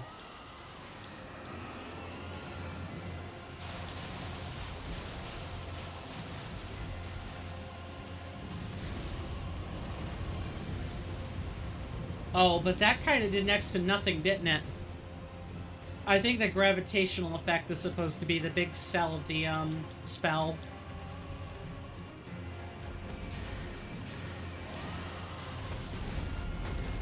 Need to, like, GTFO a lot more often.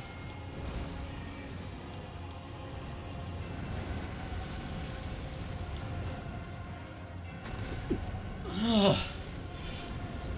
Ugh. Sorry. Oh, God. These boss fights are the worst.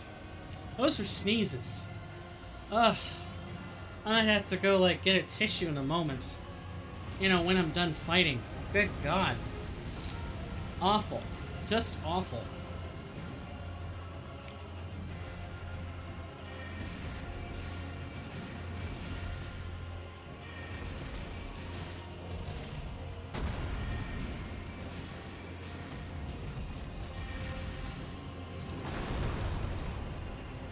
Need to wait for the stamina to come back.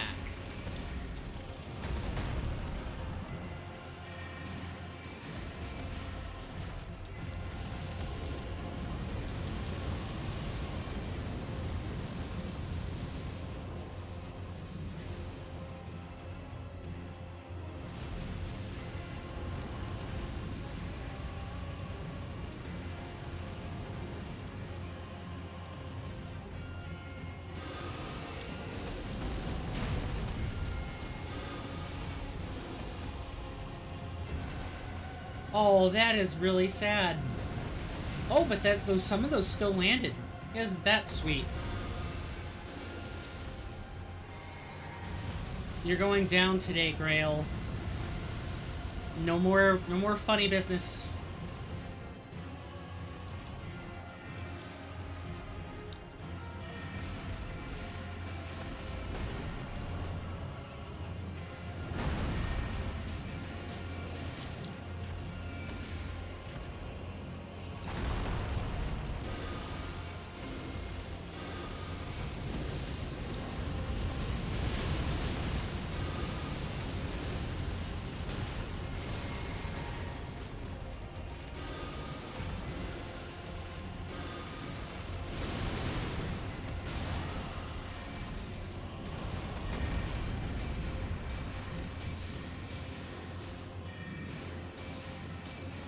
I should have carried Carrion Slicer for times like this. Oh well.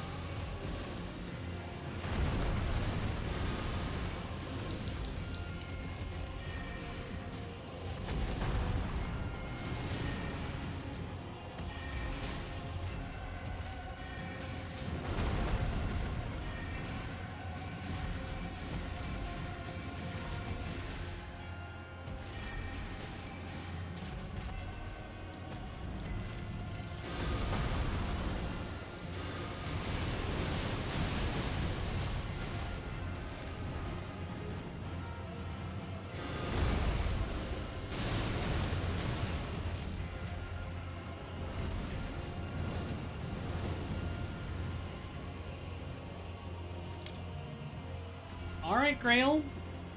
Oh, this is probably the time where I want to be on foot, huh? Oh no. There's no good time to tag this. That's not true. There are plenty of good times to tag him. I just needed to not do what I did there. That was bad. That was a bad performance on my part. Anyone else ever have moments in gaming like that where they're doing good and then all of a sudden you know, one flub up and they're really regretting their in-game actions? That's me just now. I regretted doing what I did. I needed to pick a better opening to switch to being on foot. I'm gonna get you this time, Grail. I keep saying it, and I should just stop, you know, talking bravado and execute.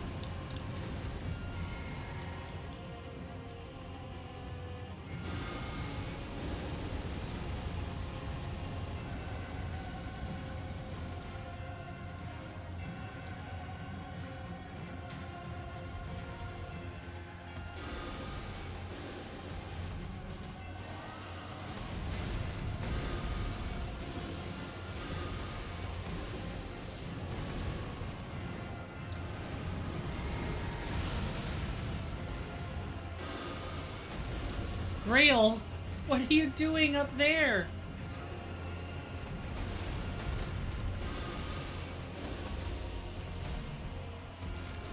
I'm gonna have to clip that. What on earth is Grail doing?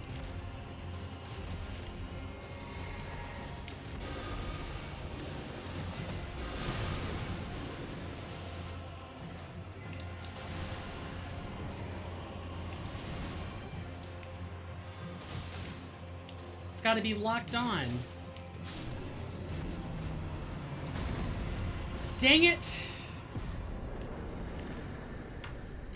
Shakes fist angrily. What the hell?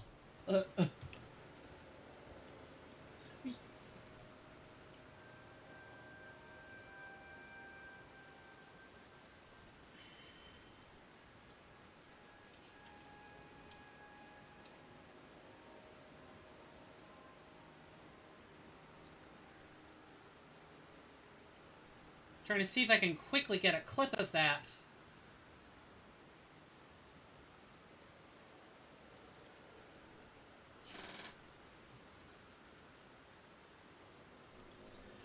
Oh, that is so frustrating.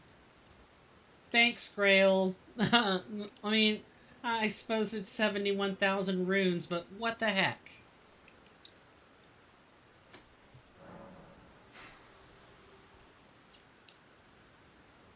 I guess I'm gonna have to, like, fight it by myself if I want to tag it. That's frustrating. And that'll be enough of me talking about it. 2 times, one through my own ineptitude. That I'm on tilt now. that frustrates me. 2 times. One, my own ineptitude, and then Grail just died. Grail died.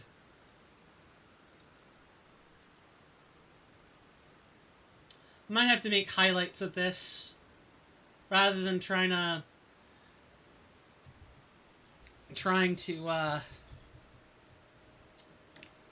rather than trying to clip it. And I think I've gone a whole 2 hours without taking a break too. I'm sorry. I just need to like sober up after that. That's awful. I gotta take a break. All right. For those who are maybe not aware, we try to take ad breaks about every hour.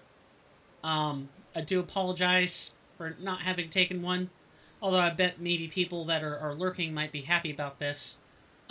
Needless to say, we're going to be taking an ad break now. These typically last about 5 to 8 minutes. No, I do not play 5 to 8 minutes worth of ads, but these are just so I can stretch.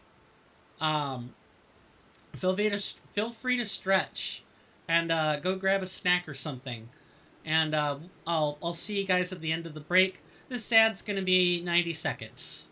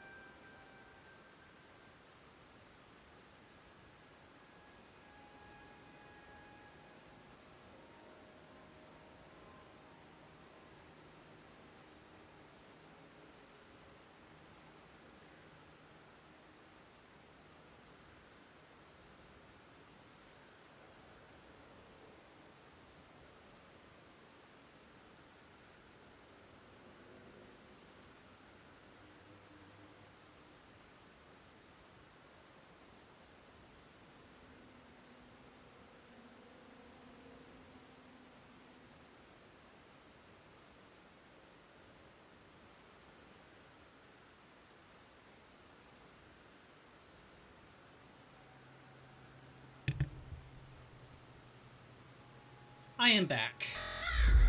Sorry about that.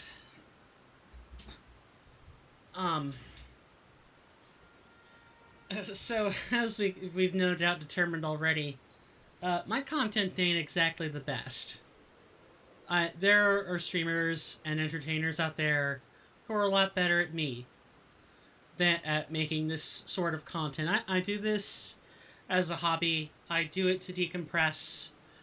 I do it because maybe somewhere deep down, I would like to be a bigger streamer someday. I don't know. But needless to say, if you guys like this content, gotta get the shilling out of the way. Try to do it about halfway through the stream.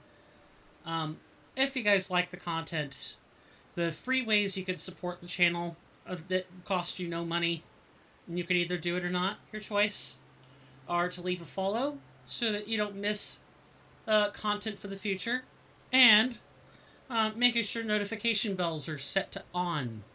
That way you definitely don't miss the content. Because we don't just play Elden Ring, we play Blasphemous. I've entertained some streams of Legend of Zelda, Ocarina of Time. We do lots of stuff here on this channel. We've also beaten some games as well. If you guys like deep discussions or deep dives into some sections of whatever game we're playing, whether it's Blasphemous or otherwise, or like today it's Elden Ring Reforged, definitely don't forget to leave that follow. If you want to support the channel in a more direct fashion, it's never required. All your donations and tips and stuff go toward the purchase of streaming equipment, stream software, etc., etc. I have donation links set up in the About Me section on Twitch. Additionally, a Tier 1, not a Twitch Prime, but a Tier 1 sub will get you ad-free viewing while you maintain it. And your tiered subs come with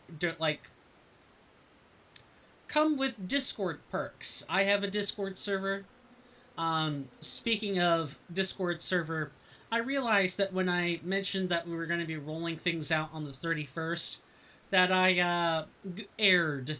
We wouldn't be doing it until the first of next month with something like that. So instead, at the end of today's stream, I'm going to also roll out a gift sub to a random person. So if you're active in chat, definitely continue to be active. You'll have a heightened priority on this. And if not, for whatever reason, I'll roll it. I'll determine randomly who that person is after I've rolled, and that person will get access to the Discord server. Your Prime subs are good for that at least. But I digress. The free support, I always appreciate any support, and I appreciate all my lurkers. My stream would not be here without them. So thank you. Thank you in advance. And let's get back to some Elden Ring Reforged, shall we? So, now that we have beaten Grail, you might be wondering what our next step is. Our next step is to go back and grab our death marker, which should contain nothing. But if it does contain something, for whatever reason, we'll be retrieving it. Come on, get it. Get the marker. Oh, it's on the hill. I know what it is. Okay, yeah, it was the leftover runes. We're not done yet, though. We need to go around and make our way to the bottom so that we can kill the nighttime boss on the other bridge. That should be a Knight's Cavalry that's over there.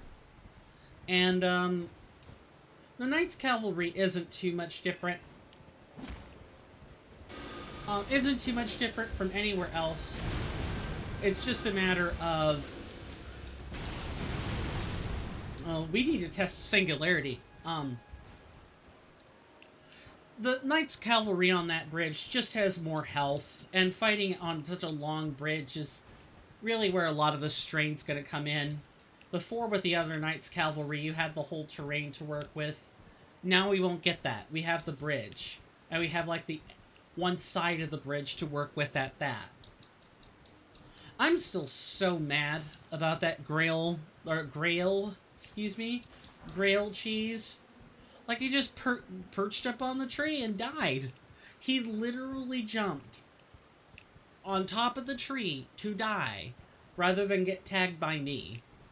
I mean, that's probably not what happened. The AI just kind of did what it wanted, and when it did that, I wasn't prepared for it to land on top of the tree and get stuck in permafalling. I just wasn't prepared for that. Like, at all.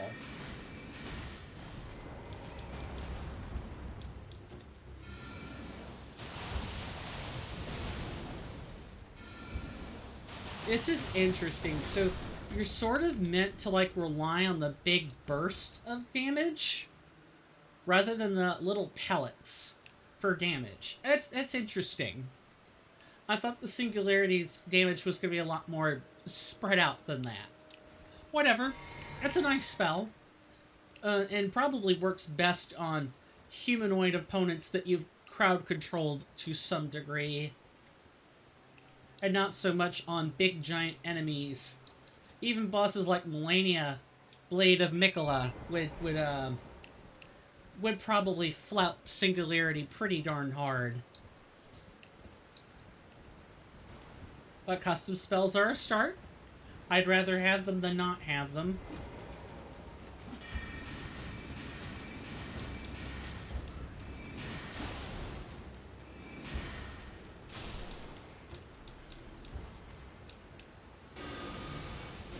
So, on the way to the Fallen, or the Knights Cavalry, we're going to be fighting a lot of these vulgar militia folks.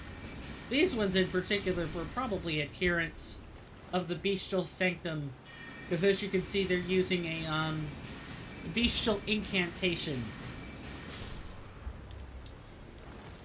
Oh, and they will ambush you out of nowhere.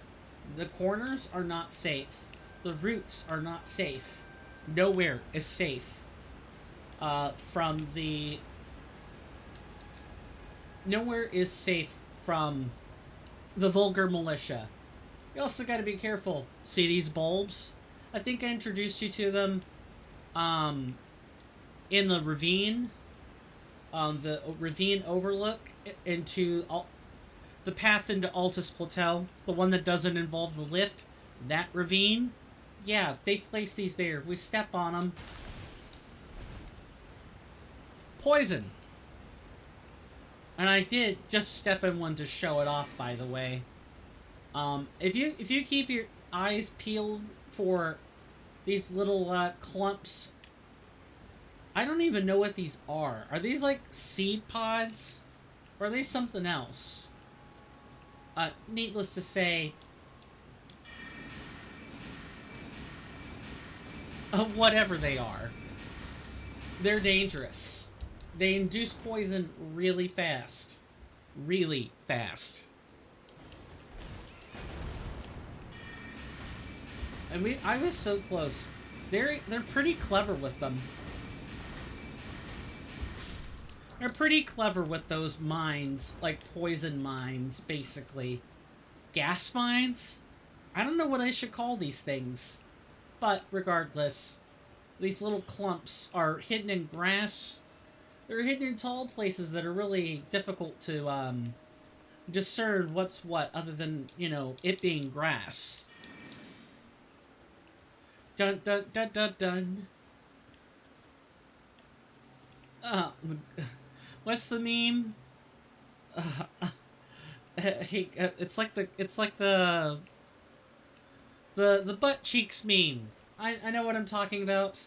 Look, as I've told my sibling yesterday when I was over for a visit, you know, I am not a purveyor of modern day memes. I am a purveyor of ancient memes. You want to see your Harambes? You're gonna find them here. You're gonna see like gee, I'm not even a very good purveyor of ancient memes, but I am not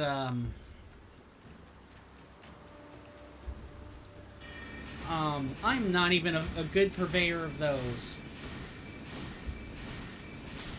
So if anyone's really expecting me to be like on point with modern day memes, get out of here with that. I'm gonna struggle so hard to deal with that. It's not even gonna be funny, like at all. Where are these other vulgar militia? They're like right here.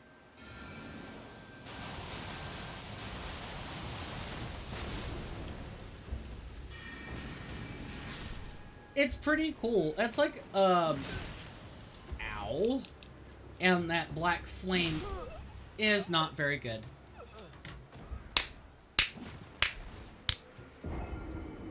I need to start storing runes.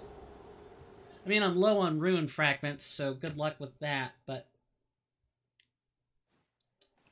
Yay. Yeah, I'm certainly not the best at, Elden Ring. You know, that's for the likes of Couch Jockey, Gino Machino. I think Distorted 2 also plays Elden Ring. Squillakilla, all those folks. Those are the ones that really know how to play the game. I'm a novice. I am somebody who wants to get better, but I only have but so much time to play. And I've been really... Part of it is me being really hooked on Grim Dawn. The other part of it is, you know, I'm a STEM major. I'm kind of busy. I'm busy writing up lab reports, scribbling things in notebooks, and drawing lots of stuff. If you're a biologist, you're going to have to get... If you're studying to be a biologist of any kind, you're going to have to learn how to draw. You don't need to draw 3D, but you do need to have clear diagrams that clearly label whatever it is you're trying to study or demonstrate. Like, getting good at schematic drawings. That's kind of important. I am someone who is studying to be a cellular and molecular biologist, so those kinds of drawings are actually super important. Learning how to draw things under magnification of a microscope I'm working with is really important. And knowing what the drawings look like at... I don't know.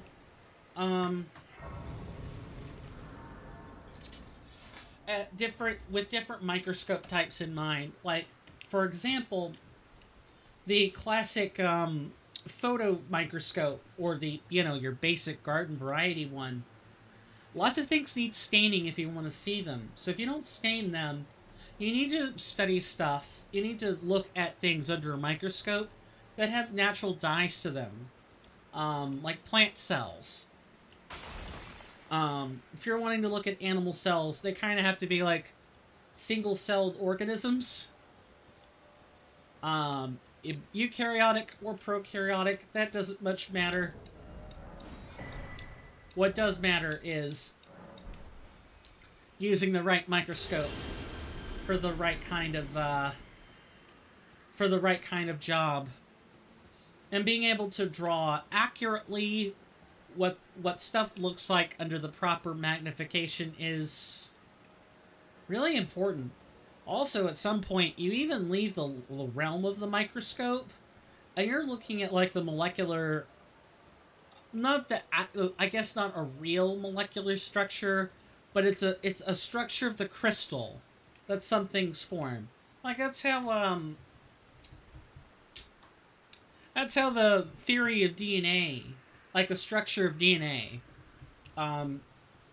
was found, was through Rosalind Franklin's X-ray crystallography of DNA and spotting the spacing. Like, being able to interpret what all the predictable repeated spacing means. for knowing what the structure of DNA is. And then Watson and Crick, last names of two other scientists, were able to use that information to help finalize their model, their like ball and stick model of what the DNA looks like.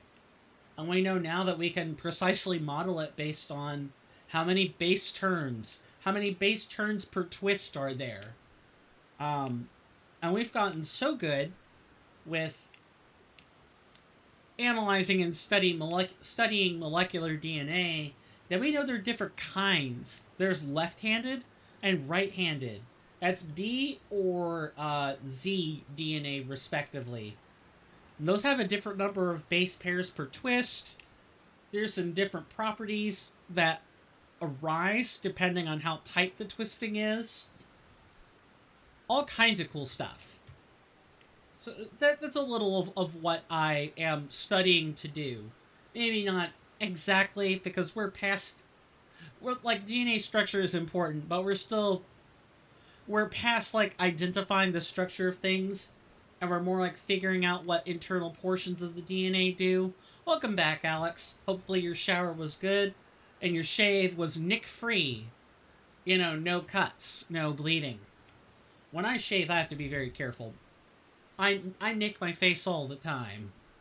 Alright, we're gonna wait until night. Was fine? That's good. That's good.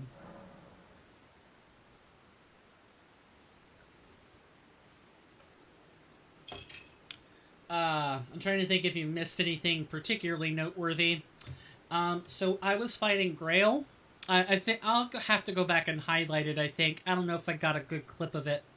But, Grail, the dragon on the bridge, he flew on top of a tree and proceeded to be stuck in freefall, which, for those who don't know how Elden Ring processes freefall, is if anything is stuck in freefall for 12 seconds or more, it dies. No matter what it is. A boss, a player, anything, it dies. So Grail got stuck. He was on top of a tree, and then got stuck between the tree and the cliff and couldn't get on the ground, and just died before I could tag him with a sign of the all-knowing. I got my 1K runes, but I 71,000 runes. But it was very bittersweet, because I wanted to actually mark him for the codex, and I couldn't get it. The game denied me that pleasure. Alright, so this is the Knights Cavalry. We've seen them before. This one's a flail user. I believe you get either a weapon or Ash of War out of it, if my memory serves me correctly. Just gotta kind of keep backing up.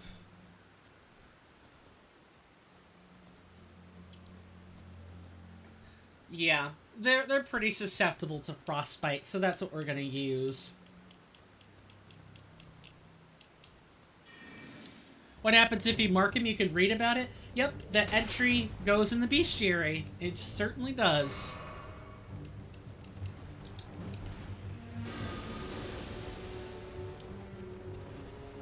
Ancient Death Rancor might not meet its full mark here. We'll see.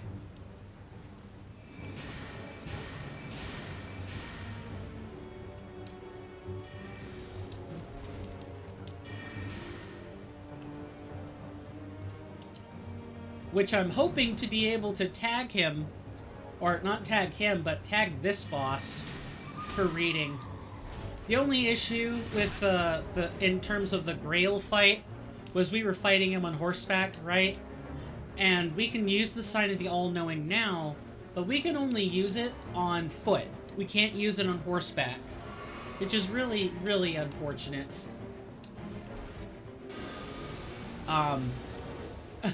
Which means we had a very awkward switching going on. I don't think we're going to be able to charge this, or even use the spell for that matter.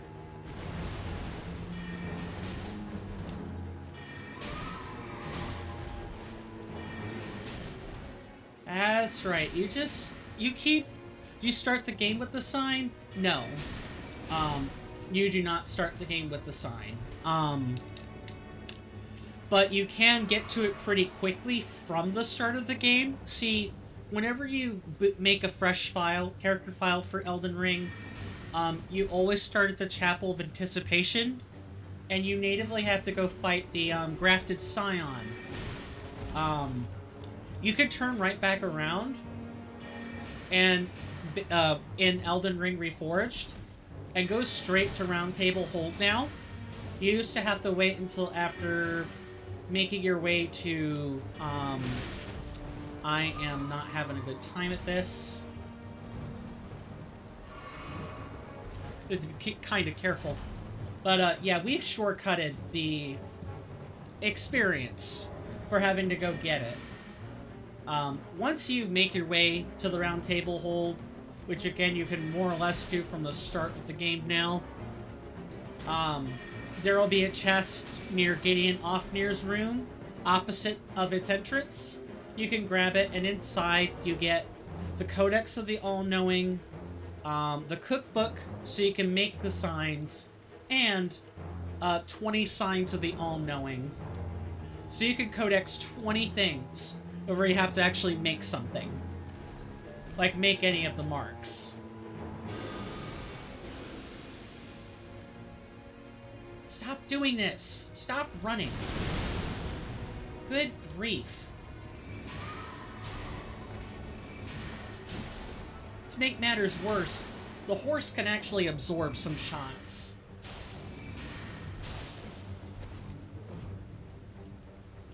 Alright then, I guess if this is how we're doing it. Sure.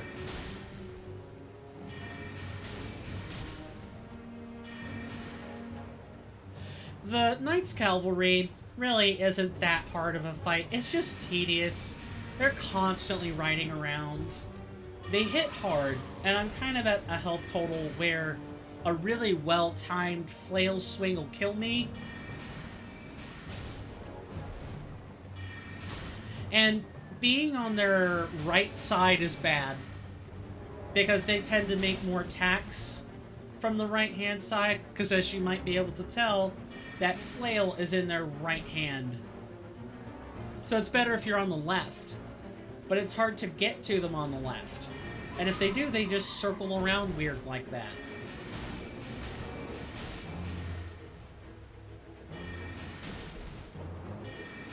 And now, would you have to finish the game and to play on New Game Plus to mark the dragon? Yup. Unless I can resurrect it. If the boss isn't resurrectable, which we'd have to go back to Round Table Hold to find out, then yeah, I would have to wait. You can miss a lot of bosses that way. So I'm really hoping that now that we have like this bestiary system, that more bosses become resurrectable. So that's not such a concern. Like a field boss that's just a overworld enemy that's been repurposed, like the pumpkin heads, I would say those are probably fine. Like if there are multiple copies of a boss, that's fine. They don't have to be resurrectable. But Flying Dragon Grail, there's only one copy of that. That, I'm hoping, is resurrectable.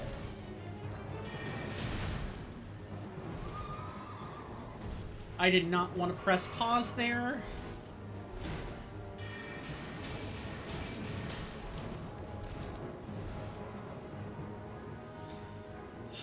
Alright, halfway. We can tell because the Phase 2 music is playing. It's faster. Makes sense, there are multiple Dragos, but different ones, right? Yeah.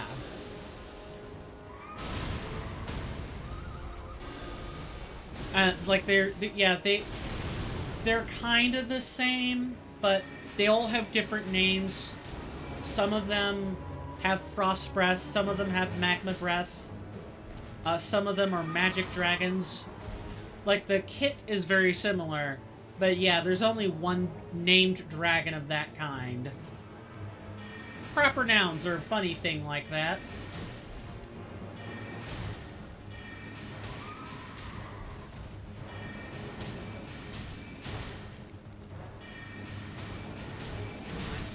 That was bad. Get up. Don't get stuck in animations.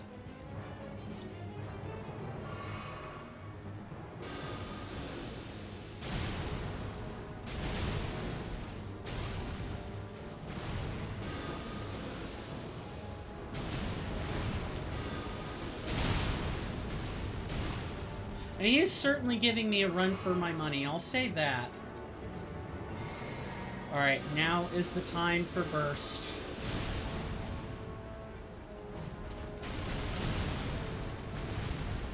Is it hard to craft the signs? I wouldn't say it's hard, but it's definitely tedious. It requires 3 alchemic substances of each kind. It's kind of hard to explain without pulling up the recipe. So if I can, once I kill Knight's Cavalry or it kills me, I'll pull up the recipe for you. That's it. Get stuck. Man, the one time where I want you to glitch out. Don't do this right now. I need my spells. I don't need to be in dumb animations right now.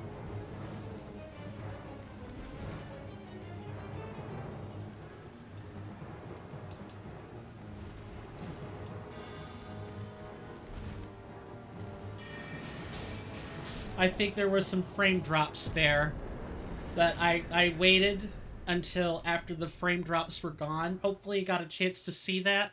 Thank you. Thank you. Yeah, we got ourselves an Ash of War spinning chain. Yeah, that's a generic Ash of War now. I think that was specific to some flails before, but I believe it's flail specific anyway. So if I don't know if you caught it, but trying to think of what I wanted to say. I had to switch to the sign or mark of the all-knowing, and I had to spend like 2 seconds for the mark to actually apply, and then the entry showed up, which we'll be able to look at a rest site. So what did we get? Spinning chain should be usable on flail specifically. Spins the striking part of the flail at high speed to attack. Follow up with a normal or strong attack to link the momentum into successive attack. Yeah, the spinning chain's okay. The spinning chain part is fine. The final attack part is meh. It's whatever. Alright, now that we're here, let's read our new find. This is going to be a... I wish it would point me toward a new entry, but that's fine. Might be the Servants of... No, it's not the Servants of Death. It's not Common Folk.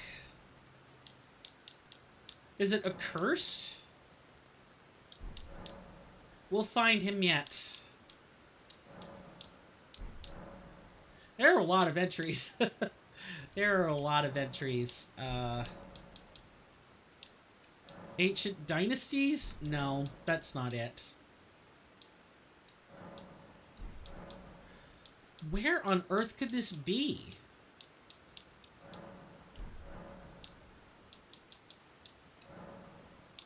It's really strange. It says 0 because it's 1 entry out of like 350. So if we were to do the math on this real quick, you would take 1, divide it by 350, and multiply by 100. Which if I do that... And, of course, 350 is being conservative. There are over 350 entries. So, that one boss constitutes 0.2% of the codex, which, if you're rounding to whole numbers, is 0. Yeah. It's not super complicated, but there are a lot of entries. So it's just like finding the specific one that I want to look at. I'll look at it later. But I'll find out exactly which one it is. I did want to make sure I answered your other inquiry. The marks. The marks themselves. That's what you were talking about. So, I call them marks. They're signs. Signs of the all-knowing. take 3 shimmering substance, blazing substance, crackling substance, and blessed substance, which the descriptions pretty much say, you know, where you could find those things or how to make them. You make the shimmering substance from glintstone crystals, a blazing substance from the fire-touched fireflies and some others. Butterflies, excuse me. The crackling substance is refined from lightning-touched blooms and dragon scales, and blessed substance comes from golden sunflowers and golden centipedes, which if we look at the recipes for each one of these, the shimmering substance is made with, glintstone stuff. Are there places where you can grind these materials? Uh-huh. You can find a good chunk of the shimmering substance in Liurnia, because you have cracked crystals, glintstone fireflies, crystal cave moss, and Liurnia is a land of glintstone. There are glintstone mines. You'll have an easy time grinding these things there. Blazing substances are a little harder, but you can find like smoldering butterflies near campfires and fire blossoms in some areas. You can also find smoldering butterflies on burnt battlefields.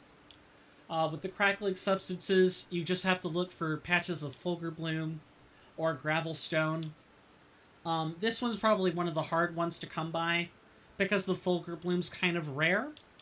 Finally, for the blessed substance, you can look at minor Erd trees for any of this.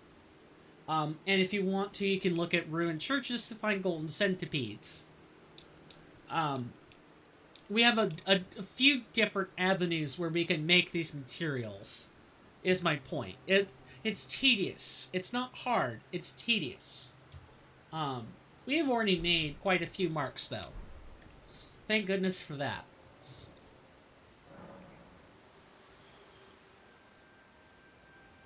Ugh. Much better. I have some lemon ginger tea on me today. And as long as you don't take big mouthfuls, it won't burn going down. After all, that's what gingerine does to you. It's a cousin of capsaicin. It's a chemical cousin, that is. If you take ground ginger and like put it on your tongue, it'll burn after a while. That's why. Because ginger has gingerine, pepper has piperine, so on and so forth. There are quite a few chemical cousins to this. What, a nerve ablative? I guess it's what you would call capsaicin in the medical world. Because you have like capsaicin cream, right?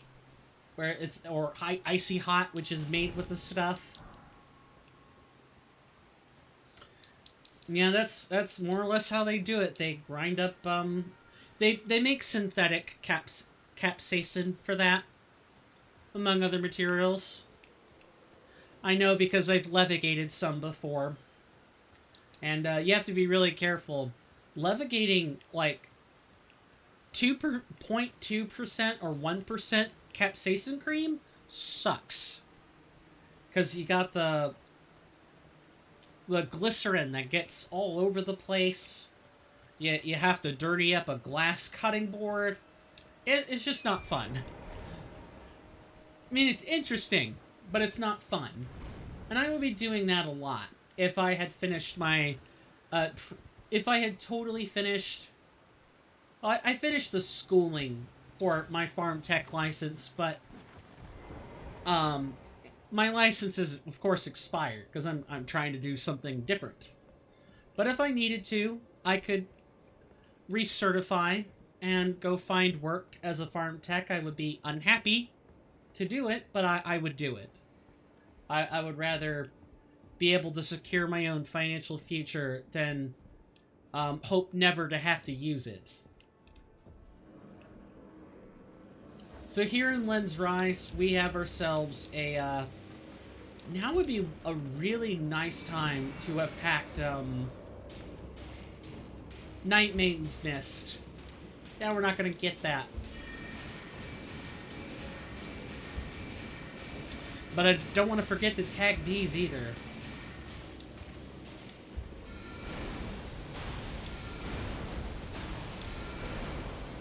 I can only move over so much, game. Gonna have to work with me.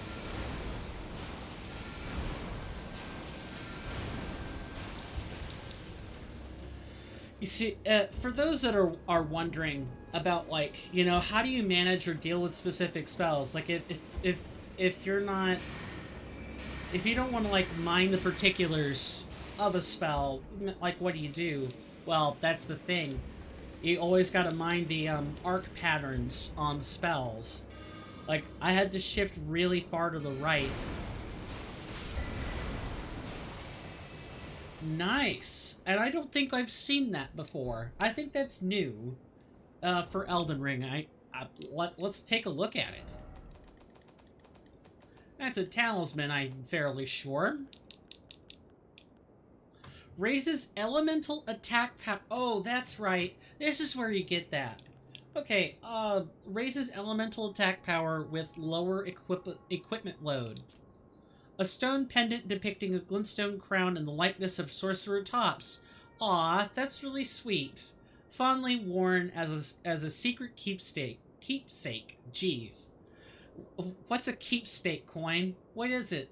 Is it a special stake for vampire hunters?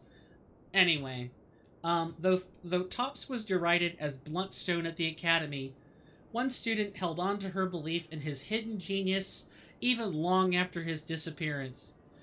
This is a ERR item, ladies and gentlemen. This is the elemental analog to the Blue Dancer charm, which raises physical attack power with lower equipment load. We're wearing the twin set, so we're not going to make good use of this. But if we were to have like a 5th talisman slot, or, you know, once we are fully kitted out, this might be something we wear if we were to fully eschew our need for heavy armor. Because that's sort of the thing with FromSoft titles, is you're either bulking up really, really hard in order to outlast a boss, or you're just accepting you're accepting that you're gonna die in one hit, and you just make sure you never get hit in the first place. This is true whether we're talking about Dark Souls, Elden Ring, Sekiro, or well, maybe Sekiro not so much, single player game, but or, you know, looters like Diablo, or Path of Exile. You can have like fragile one-hit KO builds that trade all of your vitality for all the power, all of it. And I think that dichotomy is really cool, so long as the game doesn't punish you for it. Or doesn't punish you in an unintended way. That's why I like to collect as much as I can in a game. It defines the game world much better. Yeah, it does. This gives our little friend Sorcerer Tops some much needed closure. Because for those that don't know, we've already bumped into him. I can show off the unfortunate state of Sorcerer Tops. After you get the Academy key for the Rhea Lucaria Academy, you can give him a copy of a key you find. It has to be within the chapel inside the Academy. He won't take your copy. He'll move to the Academy. He'll study there. But that happiness is short-lived. He was considered a Bluntstone. He was mocked. And after the shattering, when everyone goes crazy, yeah, he ends up dead. In fact, for context, I want to make sure I show this. This would be the schoolhouse classroom.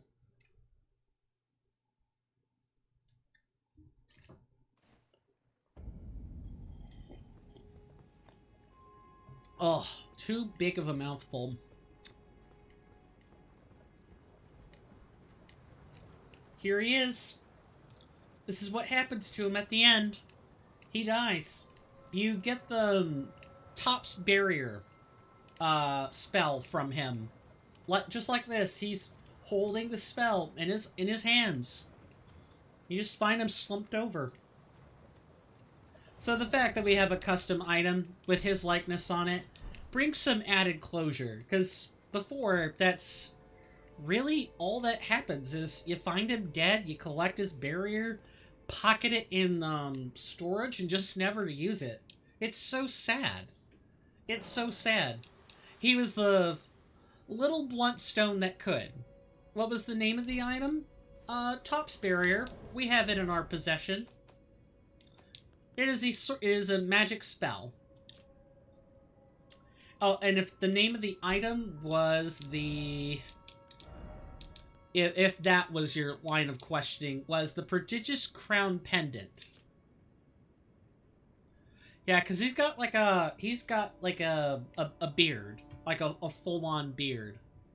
It's kind of hard to tell, because he's slumped over now. If I gave you a picture, you would immediately recognize its likeness. Let me do that real quick.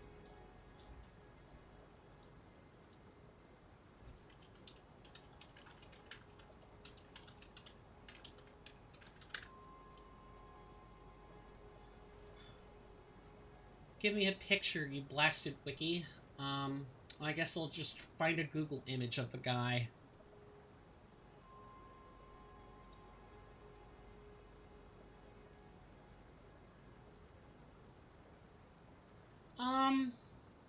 Okay, this might be a good one. Let's see.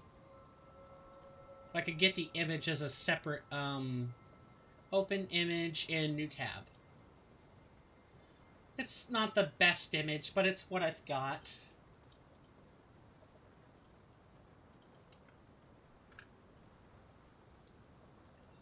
And, while I was searching for that image, I bumped into an image, like a Reddit post, where someone actually made him his own glintstone crown, which I thought was really cool. Yeah, he's like one of the few characters in this game that you really kind of want to have a happy ending. All he wants to do is study. Doesn't matter how dangerous the academy is. He just wants to study. And I felt bad. I felt bad finding him like that. So it's nice that people are sort of keeping that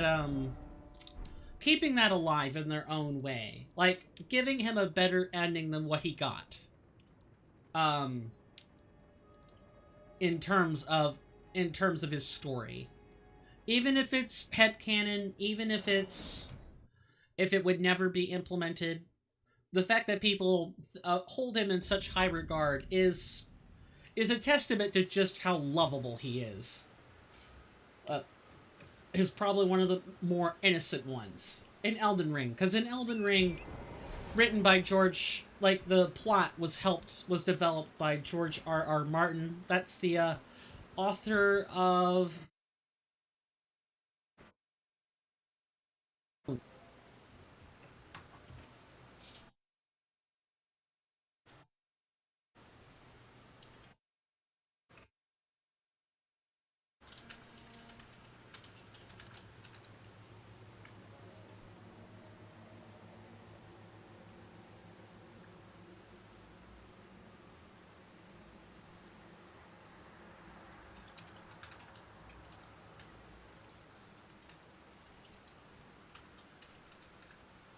Okay, we appear to be back. My apologies about that. 1200 frames is not good. But what can I say? That's Twitch servers for you. They're not the most stable things in the whole wide world. Which is why I kind of prefer streaming on YouTube now. I mean, I'm not gonna switch. Like my fan base. You guys are here on Twitch. But if I were to start over again, with the state of the YouTube servers being what they are, I would choose those in a heartbeat. Because they're just more stable. I drop less frames. It's so frustrating. It's so frustrating, because Twitch has so many good tools for chat interaction, it's not funny, and YouTube Live just isn't quite there yet. But if it ever gets there, I could seriously consider just dropping Twitch. Because it's not in a good place right now. It's just not. And I don't want to dwell on it more than that. After all, I work for them. I'm technically a Amazon representative, but the Twitch servers are just not in a good place. The company is just not handling concerns of its customers very seriously. It seems to be hell-bent on wanting to make the experience miserable for small content creators. And if that's because... We'll preview this boss when I've got the time. Because it's a doozy.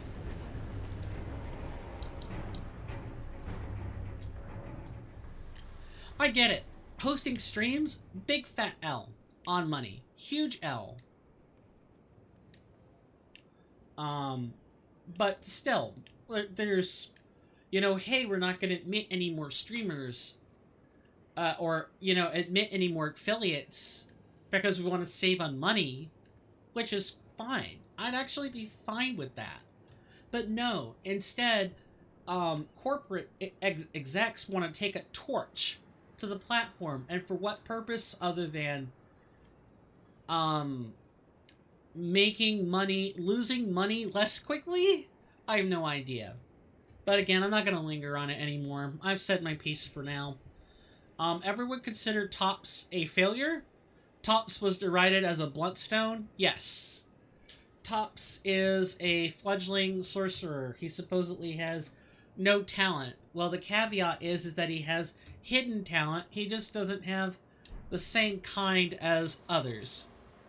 Pray so Elon Musk won't buy Twitch. Essentially, Twitter's a dumpster fire, man. Twitter is a real dumpster fire right now.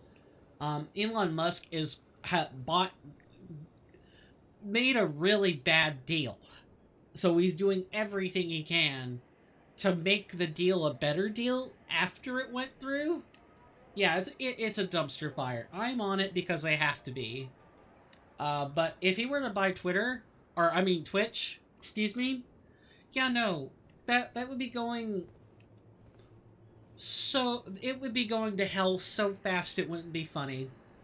And that's because Elon wouldn't be able to afford the financial hit that he'll be taking if he were to ever buy Twitch.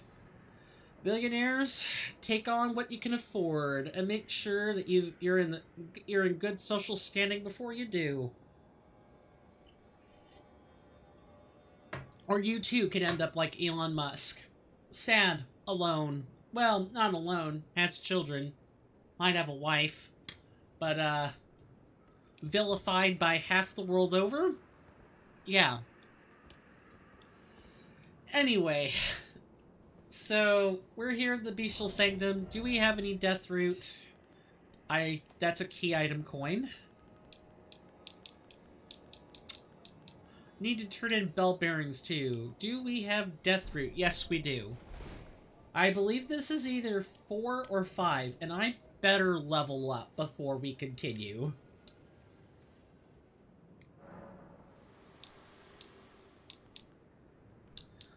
Share them with me.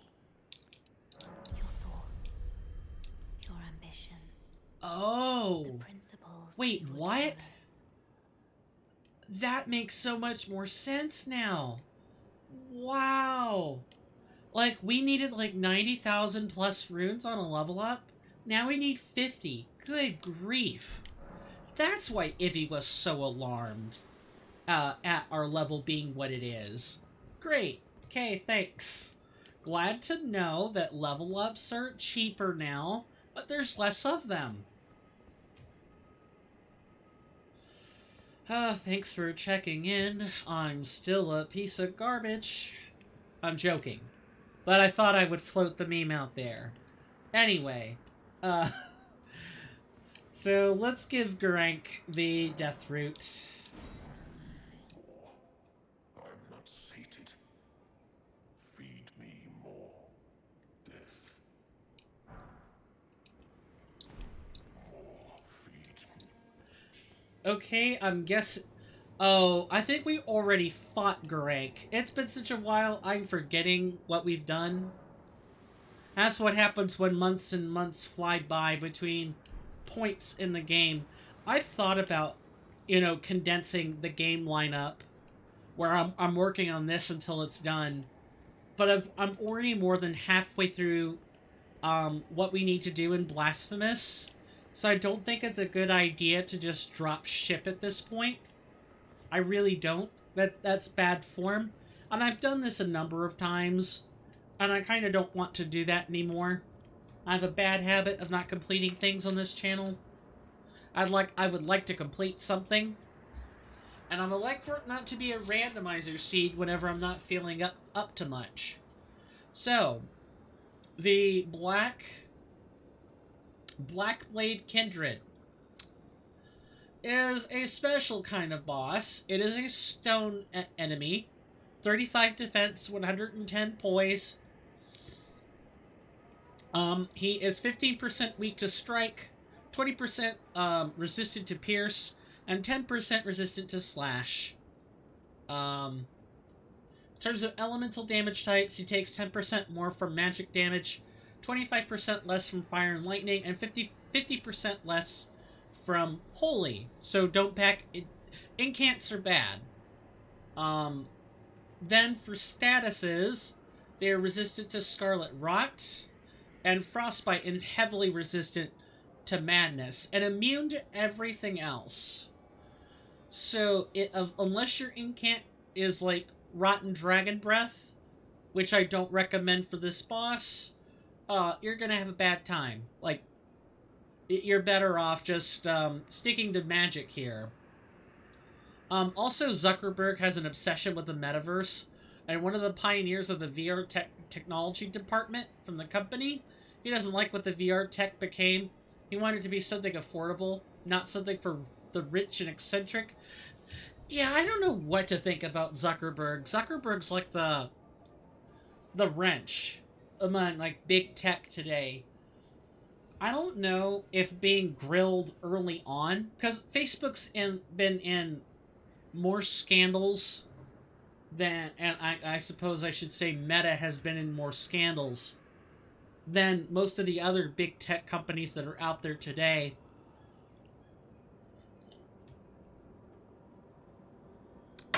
So maybe all the scandals and all the blowback that Zuckerberg has received has caused him to more or less about face on a lot of things. Nothing changes the past, but maybe Zuckerberg might actually be one of the better ones out there. He might have an obsession with the metaverse, but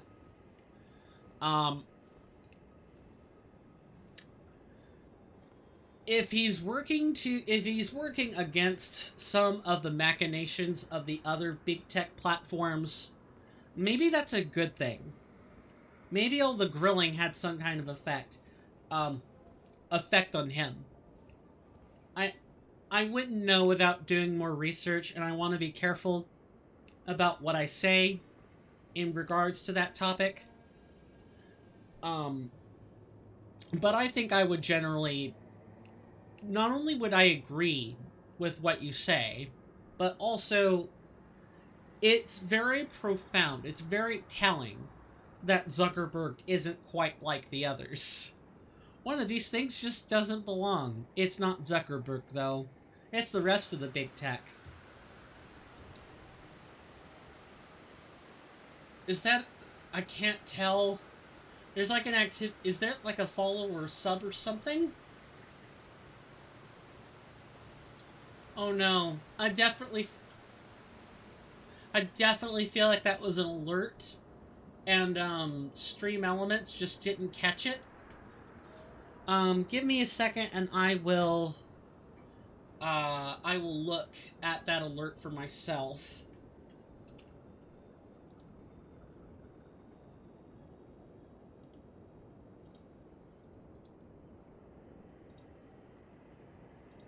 No, I'm not wanting that.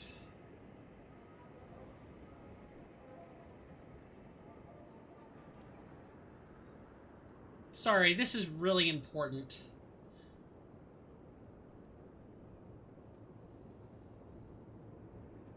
Huh. I guess not. That's weird. Well, if that was an alert, thank you. And if that was like this random storm kicking up, could have fooled me.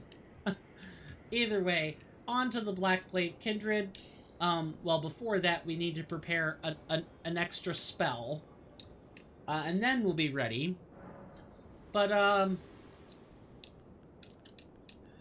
the Blackblade Kindred is a very, very, very hard-hitting boss. Very hard-hitting boss. We can switch the singularity for, probably... any kind of magic damage more or less works.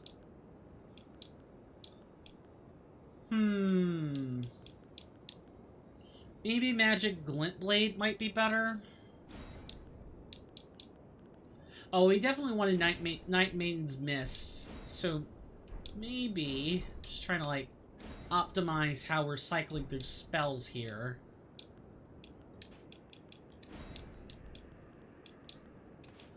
Magic Glint Blade, Night Maiden's Mist, then Starlight. Nope, that is Terra Magica. They look so bloody similar. Alright, so the Blackblade Kindred. Other than... We do not have to fight this, by the way. There are quite a few methods for cheesing it. The main thing you kind of want to do with these is kind of use this church, these church doors, as like a way to hide from most of the melee. He can't actually come in here. He can get close, but he can't come in here. What he can do is fire off black flame beams, or like slash beams, that will probably one-shot us if we're not careful. But the recommended cheesing strat is to actually just use Night Maiden's Mist. You'll see what I mean. It's easier if I show it, rather than say it. We can probably talk during this as long as I'm not extra distracted.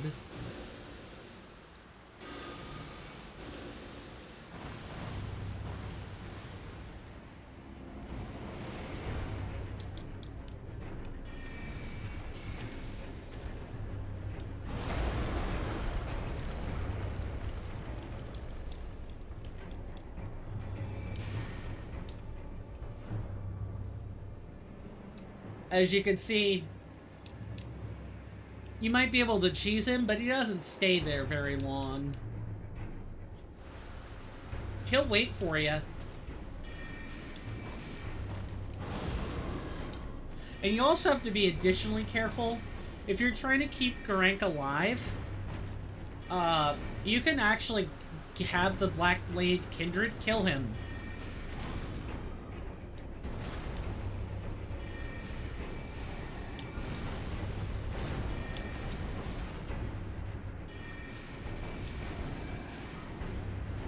And the reach with that halberd is huge.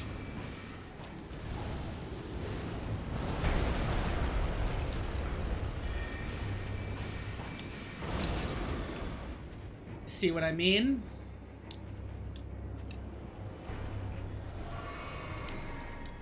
But this is how you would win. This is how you would cheese him. Is doing this.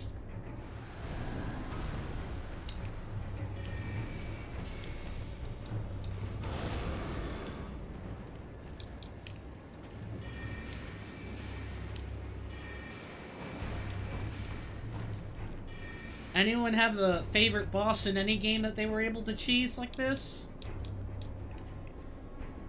I think for me, I'm trying to think of bosses I've cheesed in my lifetimes. Because these aren't traditional doors. They're like, atmospheric doors. They can't actually open them. And because they're already opened, they're not a technical door. It's more like an archway that contains doors. They act more like walls, in the way I'm describing them. Essentially. I'm hoping that makes some kind of sense. Like, they look like doors to you and me, but they're not really doors. Really? Really? Alright then. Guess we're doing this the hard way.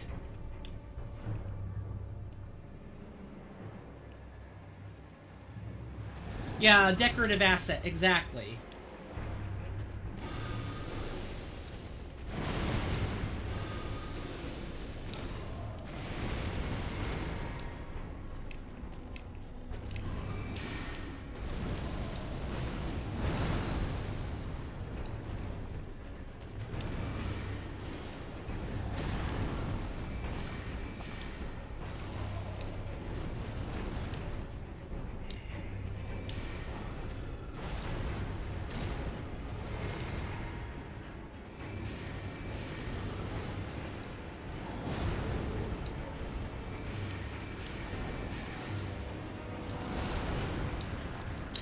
Need to start finding a use for generators.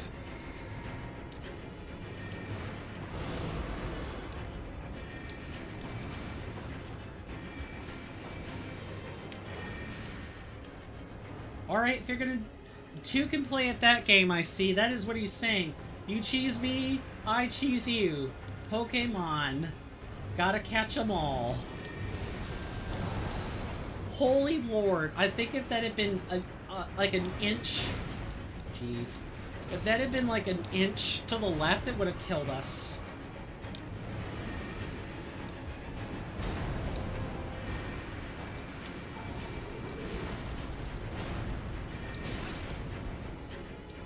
Gotta be patient. Which is something I'm currently struggling with.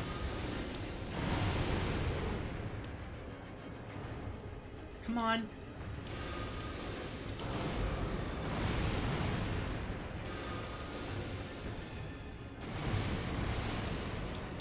Okay, we got the frostbite. Good.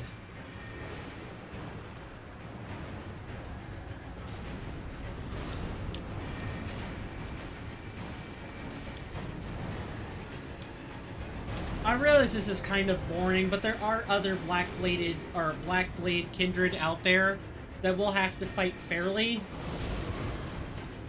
But I can cheese this one, and this one has more health than the others. And by the time that we actually get ready to fight this thing,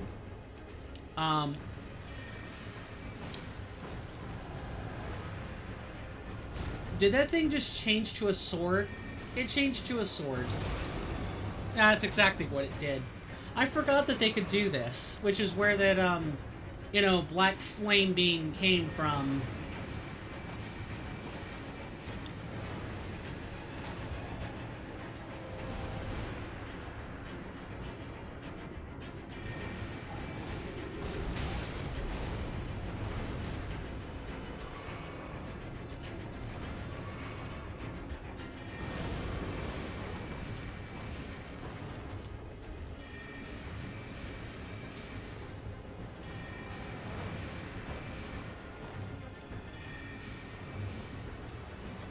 Come on.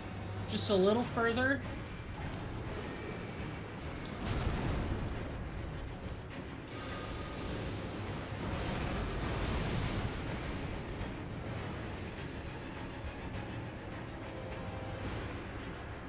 Is there anything that I can use?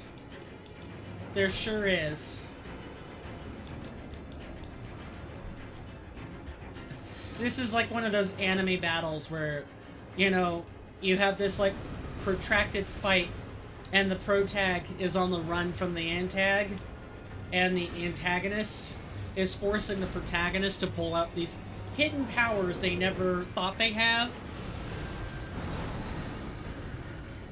I do not know if I got the opportunity to mark it. I don't think I did. Yeah, because it would have showed up. I should have not been thinking about being low on resources. I should have thought about killing it or marking it. Oh well. And it ain't gonna get easier to mark in future playthroughs either. But the cheesing process is still the same. Share them with me. Your thoughts, First it's 50k, now it's... Souls you Oh, I guess the scaling is just getting higher. I definitely want to spread these out. I definitely want to spread out the intelligence a little more. It may become necessary to use more larval tiers. How are you feeling, friend?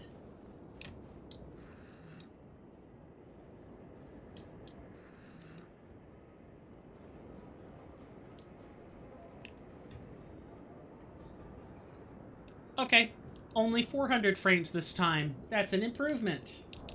Hooray! You selected number. Who's the big guy? The big guy is Garank. Let me spell that for you, because otherwise you wouldn't be able to guess. That is the name. And now you see why it's got a funny ending on it. You got that Q there, which people are never quite sure until they hear it. Thankfully, anyone who, like, meets this guy, unless they just bum rush Caelid and know to go here, would find, D, Hunter of the Dead, tells you how to say his name. And it is Garank. But he is a clergy beastman who is collecting Deathroot. We need to feed him 9, and I think we're on 5 now.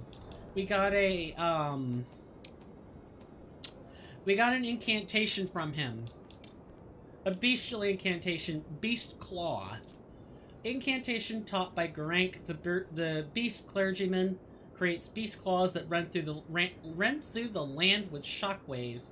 Charging enhances potency. This incantation represents the fury of Garank, his bestial nature returned, as much as it does his restless agitation. The bestial incantations are physical incantations. They deal physical, usually standard or strike damage. Not always, but usually. For low or medium damage values. And do you get another one after you feed him?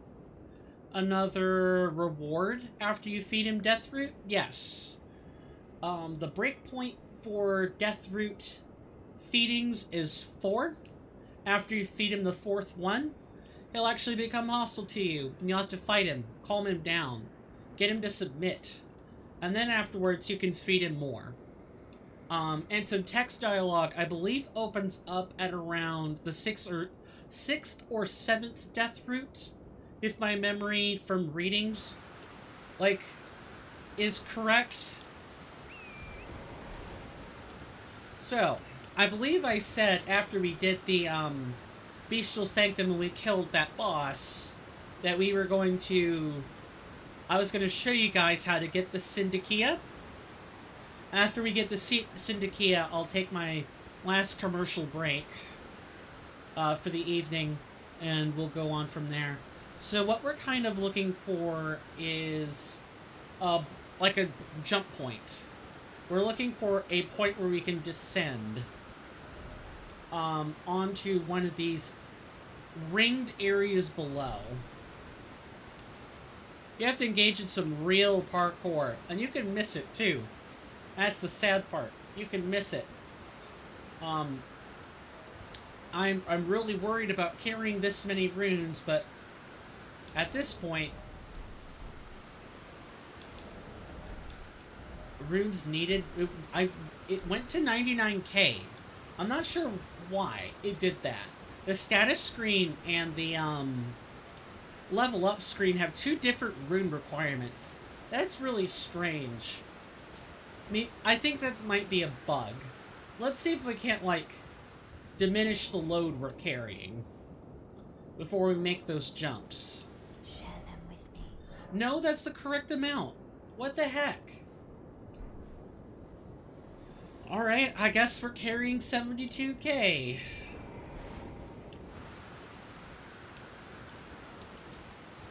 Alright, so it's been a while since I've done this. And I think I've done this a grand total of 2 times. So let's see if Coin remembers what he's doing. We have to, like, find... And we really want to be writing Torrent for this. There will be, like, a branch, like a tree branch lying around somewhere. And we jump on that.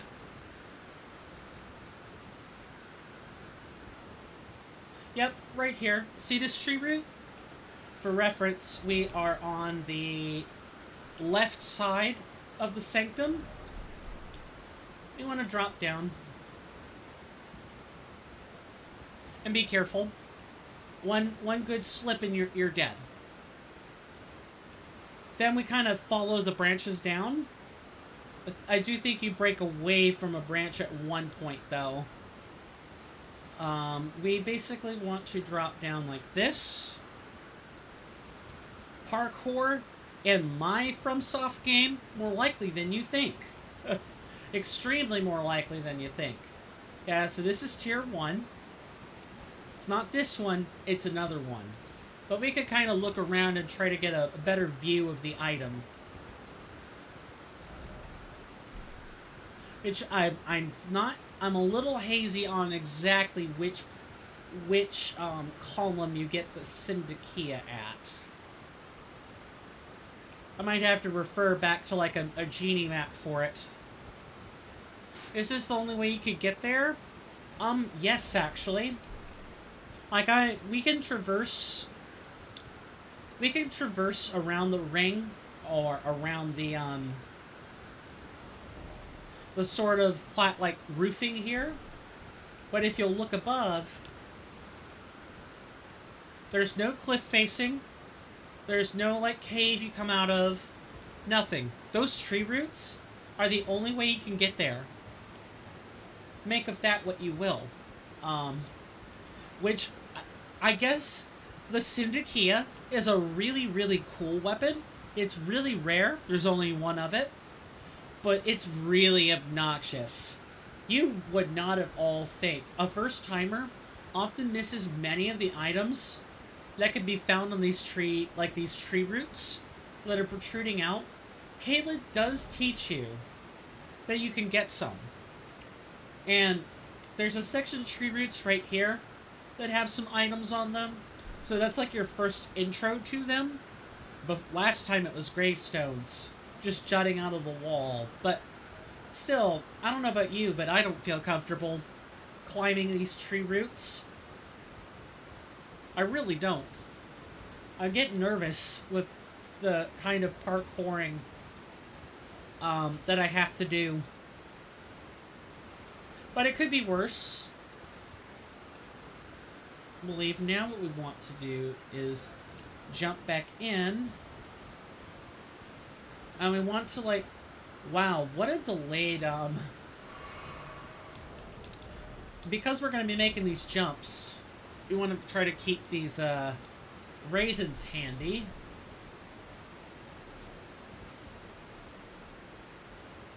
Is that... Don't tell me that's where it is now. As you descend further and further, you might notice that there are bats.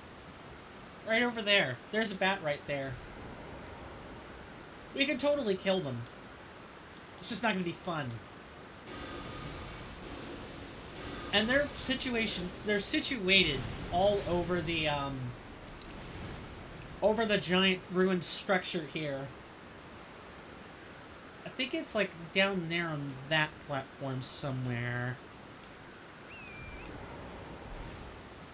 I'm kind of having to feel it out. I remember having to watch a tutorial video to do this my first time, and it hasn't exactly gotten easier the more I've done it. Because you rarely... The Syndicia is a strength dagger with a unique Ash of War tied to it. So you kind of don't normally need to go out of your way for it. Which is what makes this so simultaneously cool, and also kind of a nuisance to do.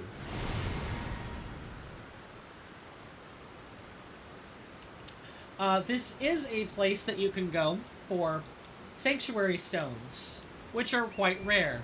The ruined fragments, there are much better places to farm, but the sanctuary stones, the one with the golden glimmer in the middle, yeah, you get these here. These are like the best source for them. You can just make a couple of loops around the like roofing here. Roofing? Is that quite right? Like the stone platform.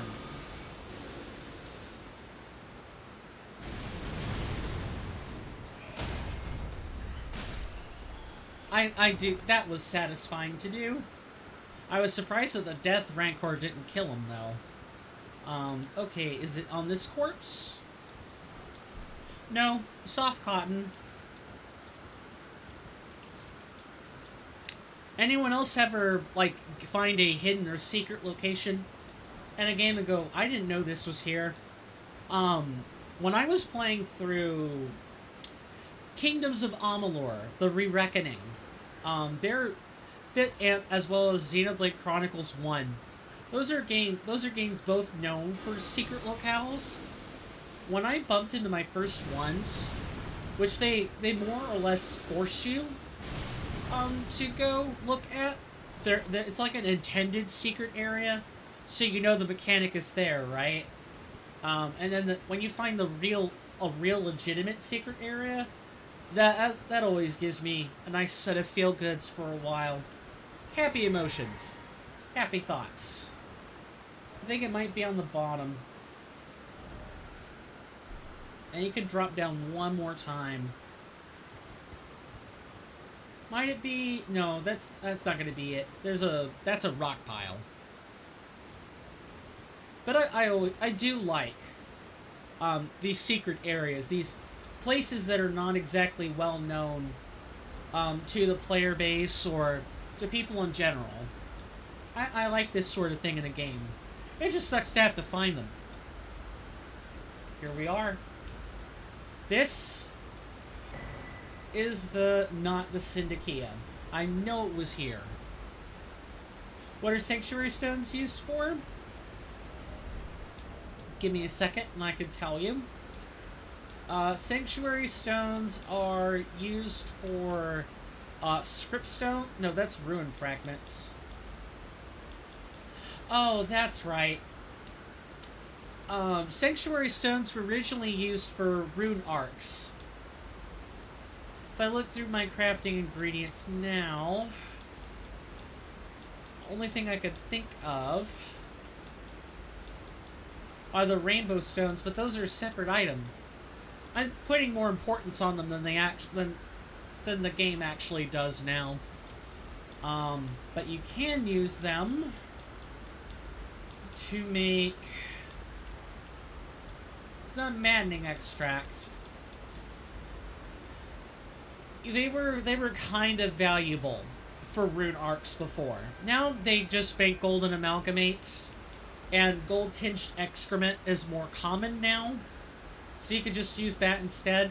But before, I would often have to grind up Sanctuary Stones. I think they might have been used for a number of other things in base Elden Ring, and they were quite the difficult stone to grind. You would often have to repeat like a grinding run, anywhere between 4 to like 10 times to get a decent number of stones, because grinding them was the only way you could get them. You can't buy them. You can't turn in a bell to for a vendor. None of that. You had to actually go and collect them.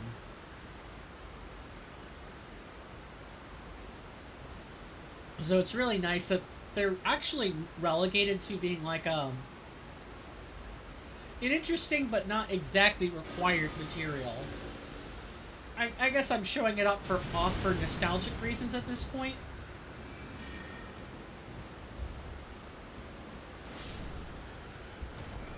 Might be better on... Oh, is it over here?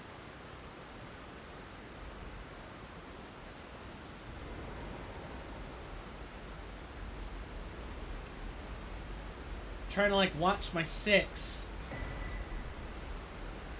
I don't remember. I do not remember these like skeletons being here. But maybe they were always here. I don't know. In either case, this is where you get the Syndicia. And I'll show it off in a second. I can only take so much of the storm being in my ear. As much as I like storms. So, equipment. Here you go. Here's the Syndicia. As you can see, it is a strength dagger. It's like one of the only few of its kind. If we look through the ones we have so far, like the dex scaling is a lot better on them. Even on something like a normal dagger has has like C strength scaling, or the Steel dagger, which has C's in strength, dex, and faith. Like if it isn't a magic dagger, it usually has heightened scaling and dex. So Syndicia is like the only of its kind, and it has 3 effects. All of these are unique to ERR. The Syndicia is kind of an unremarkable dagger, outside of the scaling you get in Elden Ring, and I don't even think it's that good there. It boosts bestial incantations. It has attack power boosts on successful attacks, though you lose your defense. It increases damage against beast enemies. And on top of that, it comes with a unique Ash of War called Beast Step, which is kind of like Bloodhound Step. I'll show it off.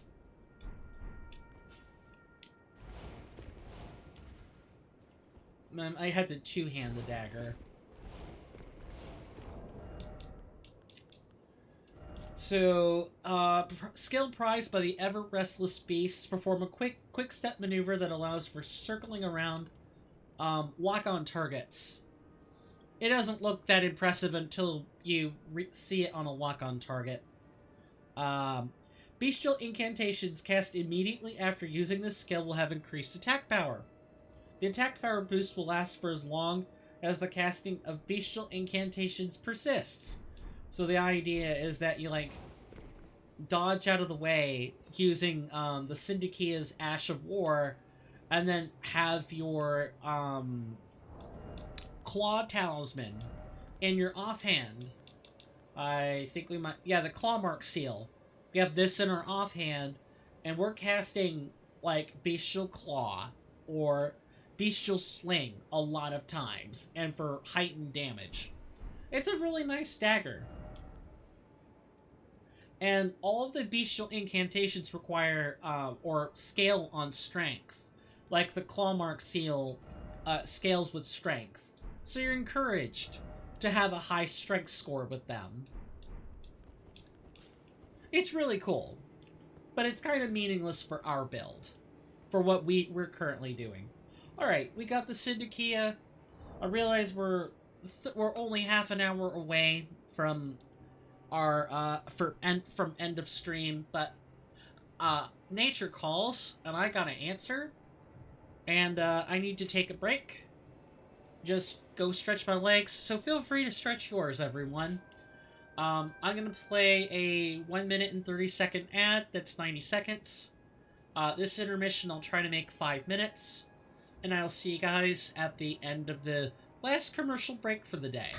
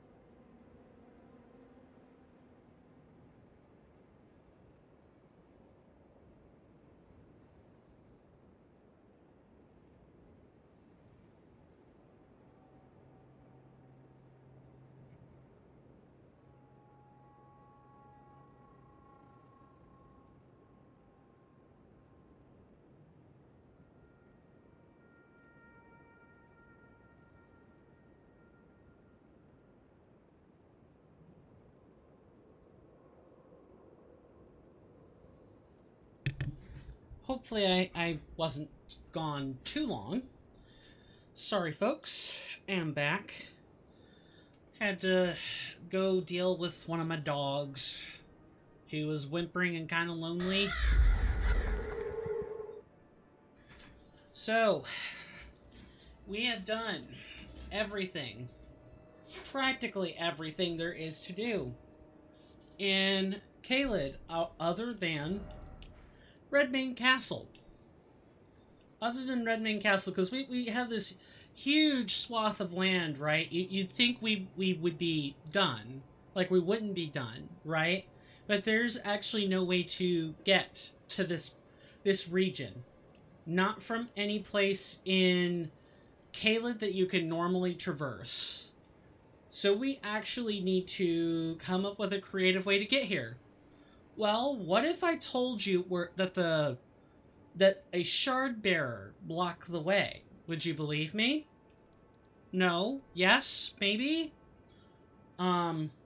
Regardless of what you might think, and I'm phrasing that at a collective you, not anyone in particular. I'm going to show you, all of you, how to get here.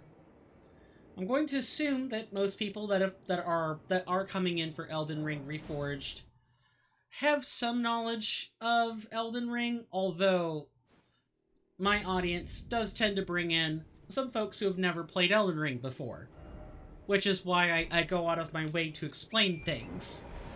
I'm going to show you guys what Redmane Castle is all about. We were waiting to go do this. And we're probably not going to get very far with doing any of the stuff here. And why, you might ask? Well, we still have cleanup to do. Granted, we can go through most of Redmane Castle first, without worrying about cleaning up. But we do want to do cleanup, before we even think about, oh,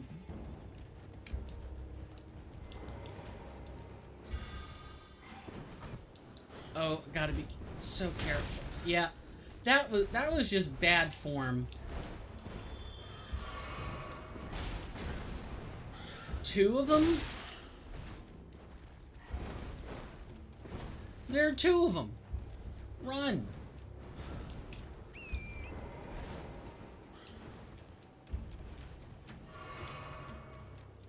Alright, let's try to make our way over to a rest site of some kind, shall we? Because these birds are not a joke. They will cause us problems.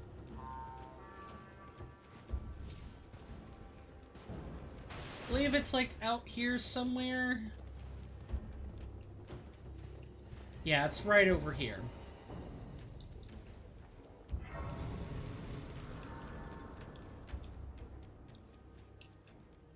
So, we are here at the entry bridge to Redmane Castle. Before that, we're going to buff our flasks and allocate our flasks. Kind of like how the game is doing it. That's easy. In terms of the actual castle outskirts, because that's where we are, we have a ton of things we can do. One of those things is climbing up this tower. Why, you might ask? What's in it for us? Well, I'll tell you. It's an exciting talisman.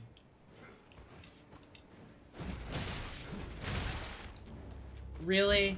Alright. Well, are you two gonna bicker about who's getting down here?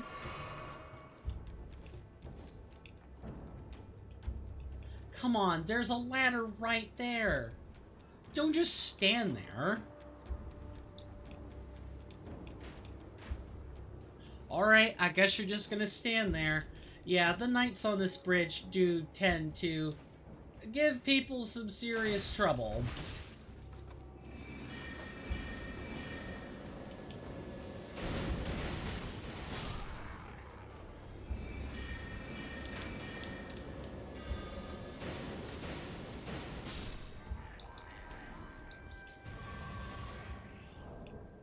Alright, and now we can just kill them, I guess kill them in peace? That sounds wrong when you say it, but that's the truth. Alright, so coming up here will be a set of... this one's holding a great shield. This one's actually a separate knight.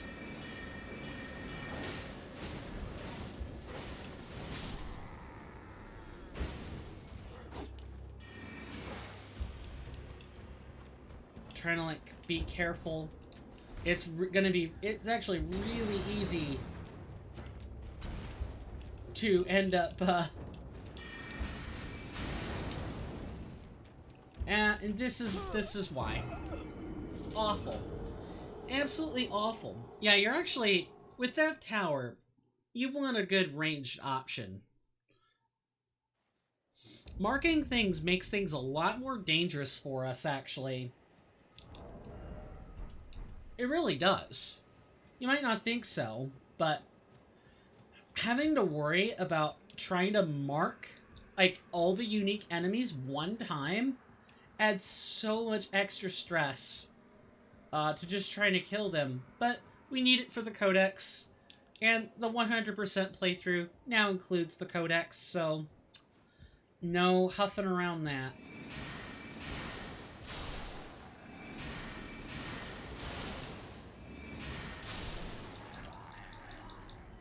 At least we can take some solace in the fact that we only have to kill them once. We only have to mark them once. After that, the automatic kills take care of the rest. I think what really sucks is just having to mind the extra enemies a lot.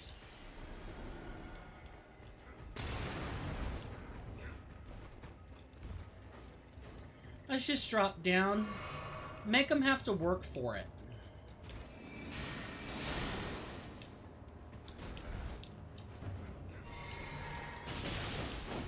Alright, sure.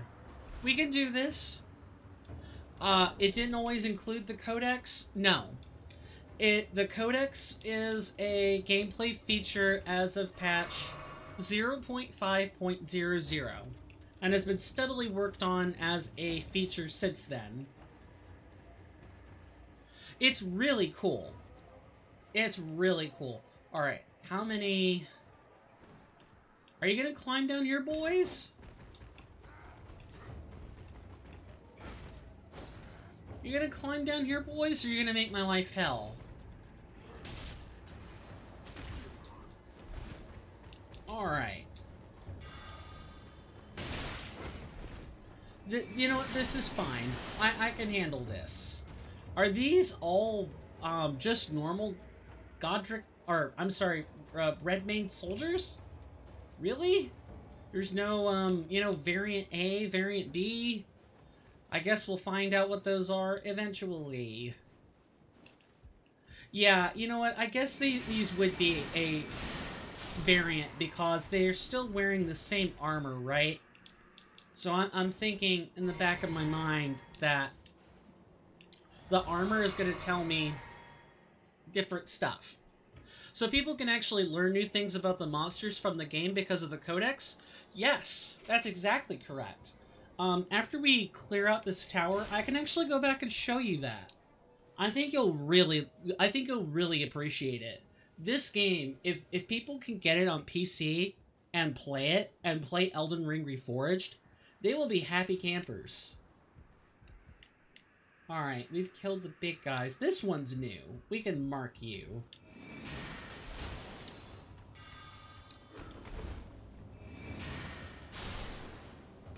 Rodon Foot Soldier 1. And if I had to mark them for all 20 or 30 kills, I'd be a little bit less enthused about it. So was it included as a feature after the release of the game? In Elden Ring? No. In Elden Ring Reforged, as I've already said, it was not a thing until patch 0.5.00. Or, let me write that down.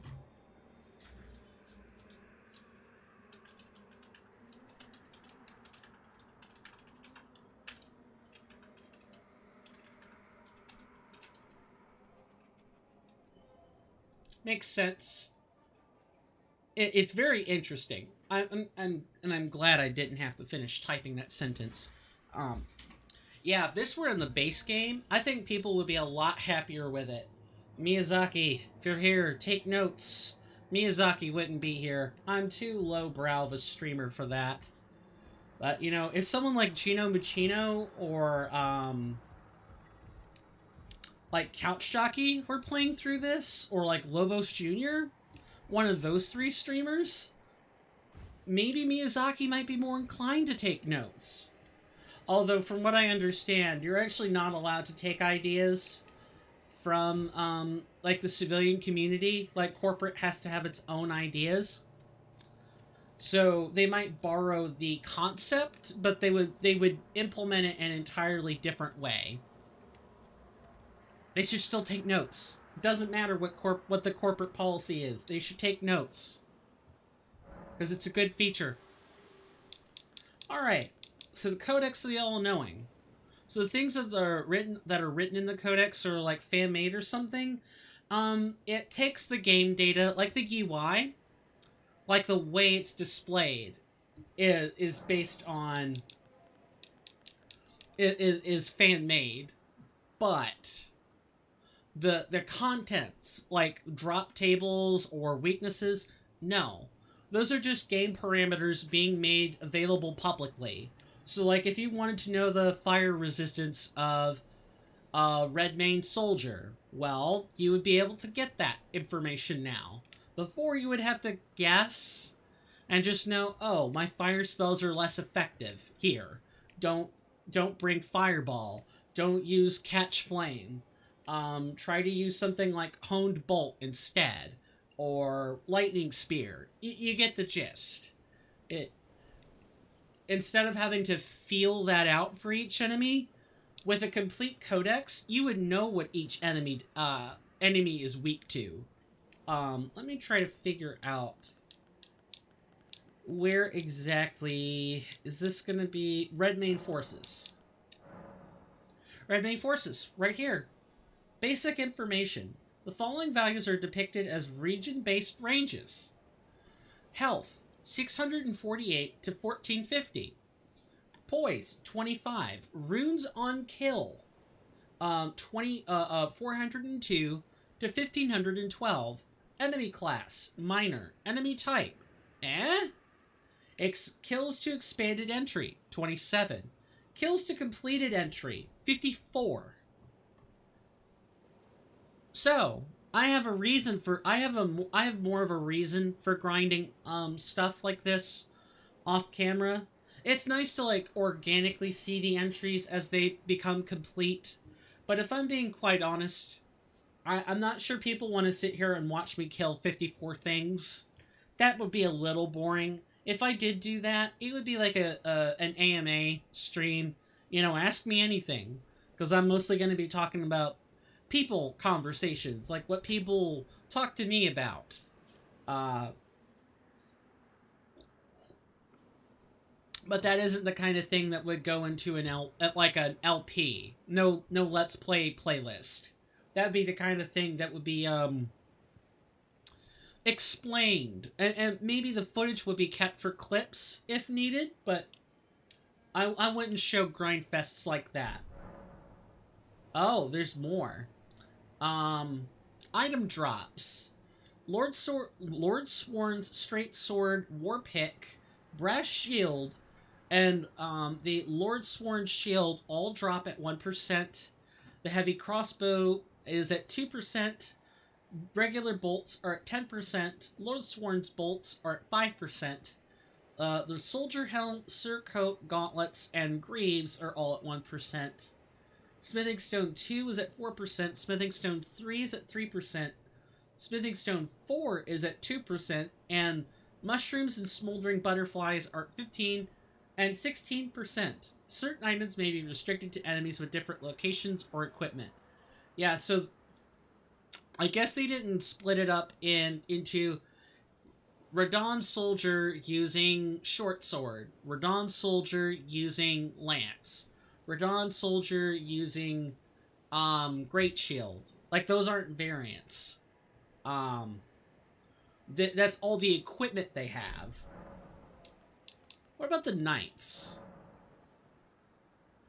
Redmane Knights, 1582 to 1345 health, poise 45, 1168 to 4400 runes, enemy class major, kills to expanded entry 7, kills to completed entry 14, and then for loot drops we have the great sword the great sword, great shield, great bow, helm, knight armor, knight gauntlets, knight greaves at 1%, the partisan at 4%, and great arrows at 15%. That's really freaking cool. Like this, all of this, as far as I am aware, I can be wrong, is based on like dialogue panels, like the way that dialogue is brought up, and like tutorial paneling, like the how the weaknesses, kill count required, and drops were all listed. Those were tutorial text boxes. Let me try to find one for us so we can see that for ourselves.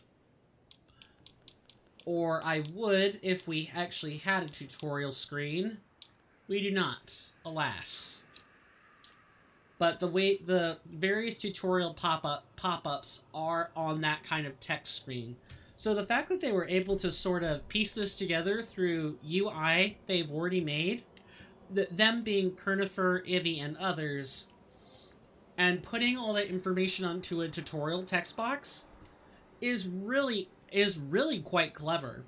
It lets them get away with using the game's own UI and like graphic interface to generate most of what they need. That's cool. Trying to think of what else is around here at this immediate portion of the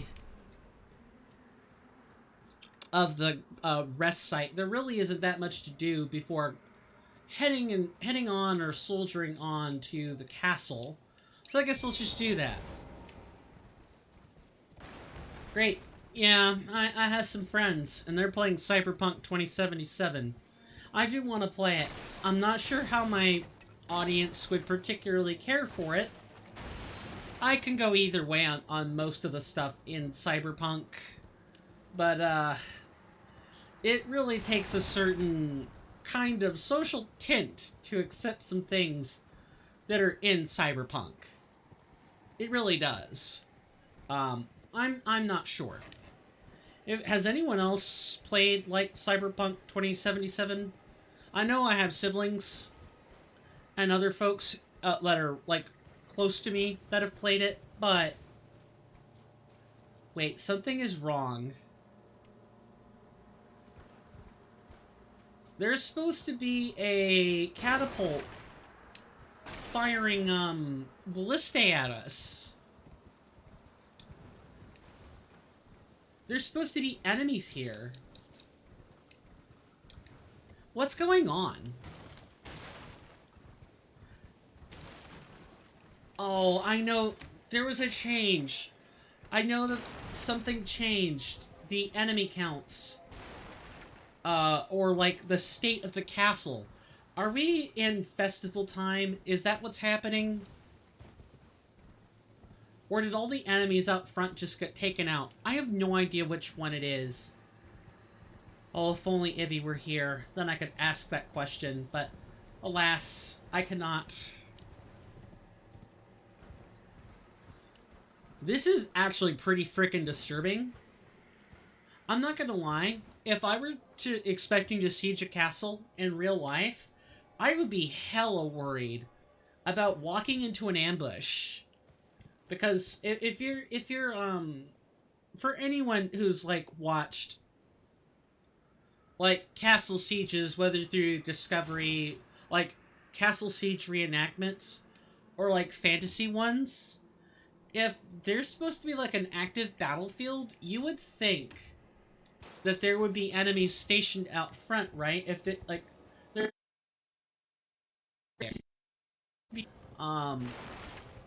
they're supposed to,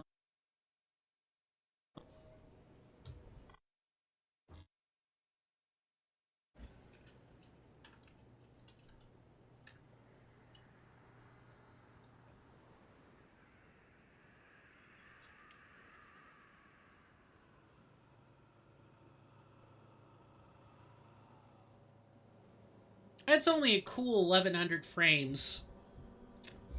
Hate it. But it could be worse. Thanks for letting me know I'm back. There's supposed to be like a giant troll swordsman that drops down, and we have to fight him. That isn't there now. What? I just... Oh no. I'm wondering what exactly is happening. I'm at a loss for words. In like real life, I would be freaking the hell out.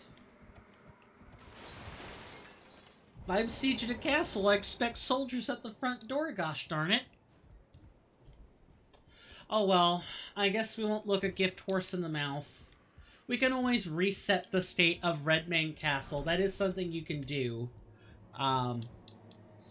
It's just very disarming.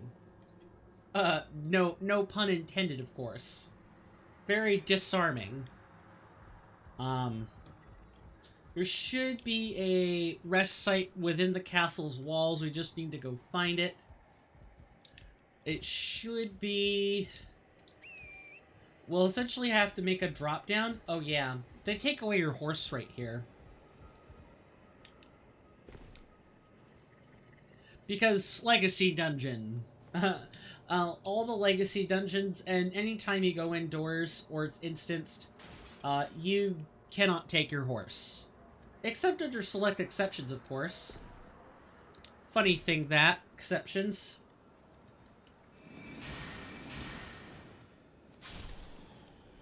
Okay, I guess we mark those immediately.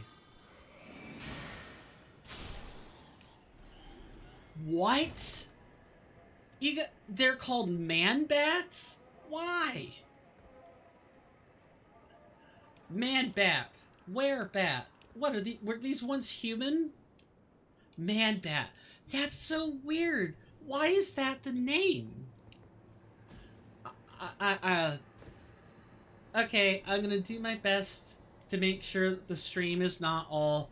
Ooh, what's that? Ooh, piece of candy. Ooh, how shiny. I'm doing my darndest to make sure I'm not just going what to everything. Reverse Batman, Man-Bat. That was a good one, Alex. That was a good one. I give you props. That was a good one. He flies in the night. Gotham sends a signal when they want him to fight. But little do they know, that signal just lets him know to come down for a feast. It's Man-Bat. I'm forgetting the little jingle. Da-da-da-da-da-da-da, Man-Bat. I'm sorry. I could... As soon as you said that, it's like... That... And the singing bats better not be called bat, like woman bat, female bat. They better be called singing bats, because oh my god, if they're called, if they have such simple naming schemes, I'm gonna laugh. I'm gonna laugh. I kid you not. Help! I need an adult. I need someone who could keep a straight face. There's a singing bat over there.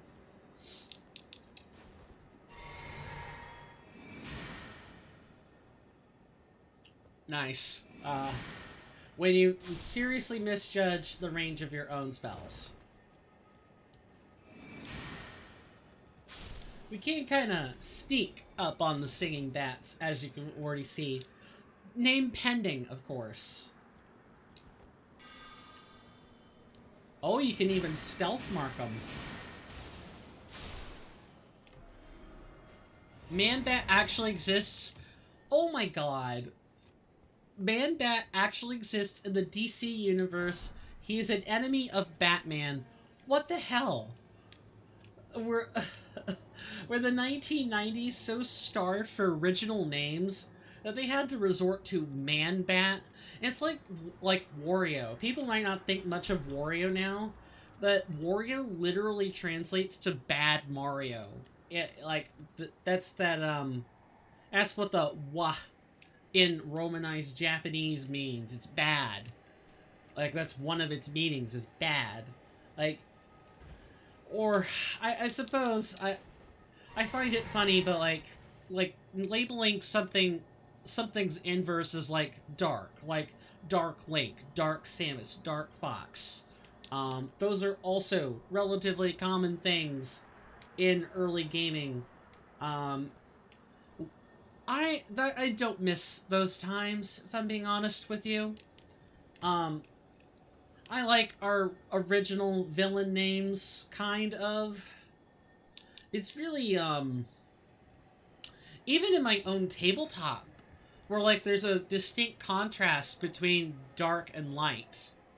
I don't even label my, my dark mirrors of my player characters.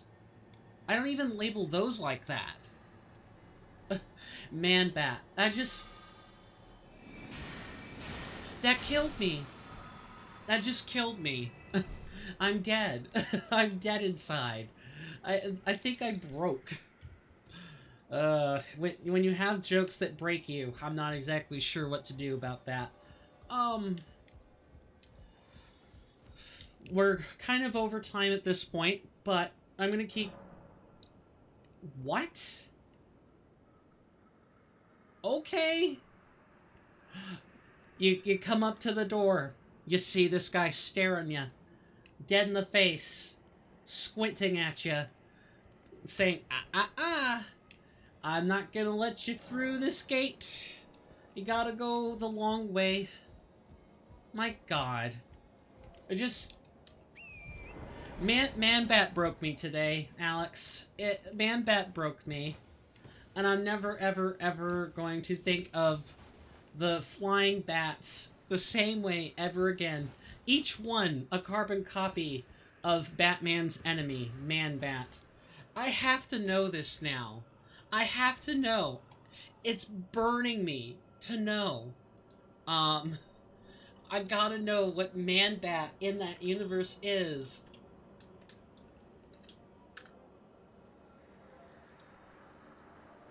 The Man-Bat is a fictional character appearing in the American comic books published by DC Comics.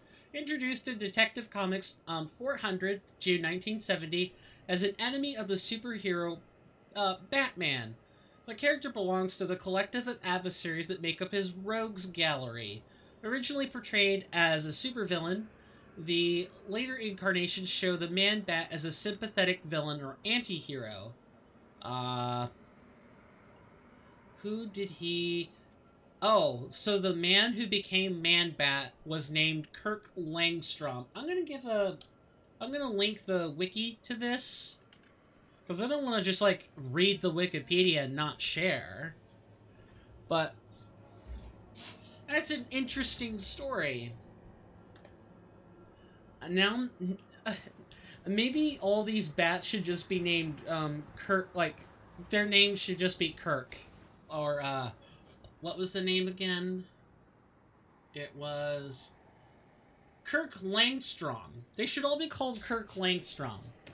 Those are my new headcanon name. They are not Man-Bats anymore. They are the DC. They are now the DC, or the FromSoft equivalent of that Man-Bat. Okay. So, we have a problem. We can't currently get up to where the...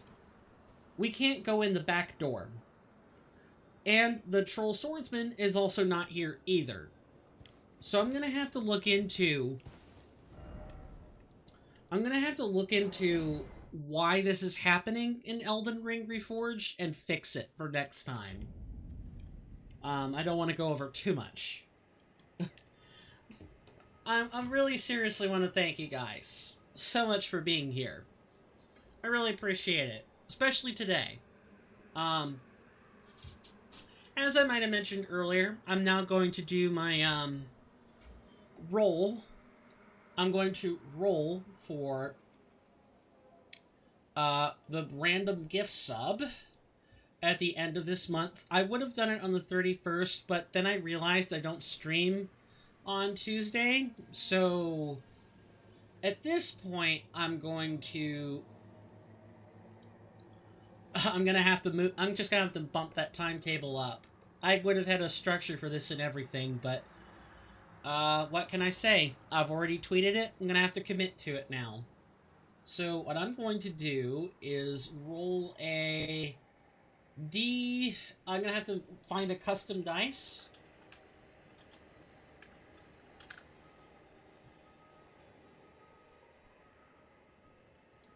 Yep, gonna find, and I'm going to look at all the users in chat, minus myself, and stream elements, and roll a die based on that.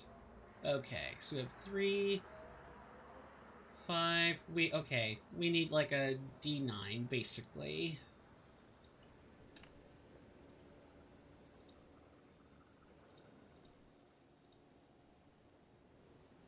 Okay. This person, I will whisper in private, and I will do it, like, once the stream has stopped. I think that would be fair. That way no one's like, aw, why didn't I get picked? Well, no one's going to really know who got picked. I think that's fair. Again, the real system will be implemented with like an actual graphic and everything, but since I'm having to do it ad hoc today, shrug. Alright. Thank you guys so much for stopping by.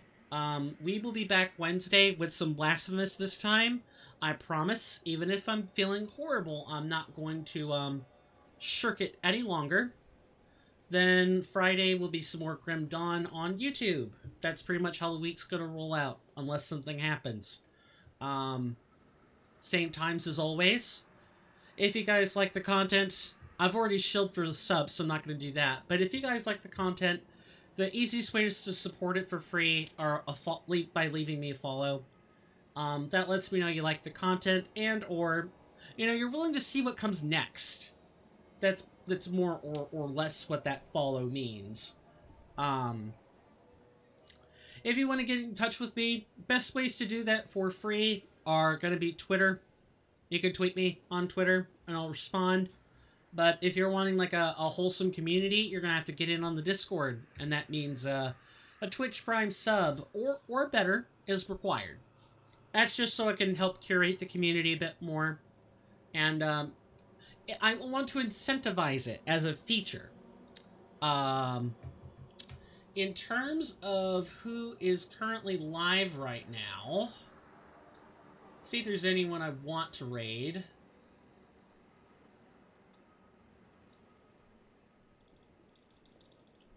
I could be having big problems if I don't get this correct. Alright, so I currently do not.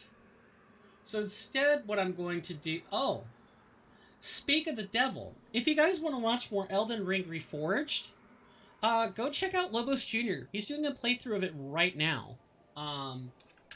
You just type out the name.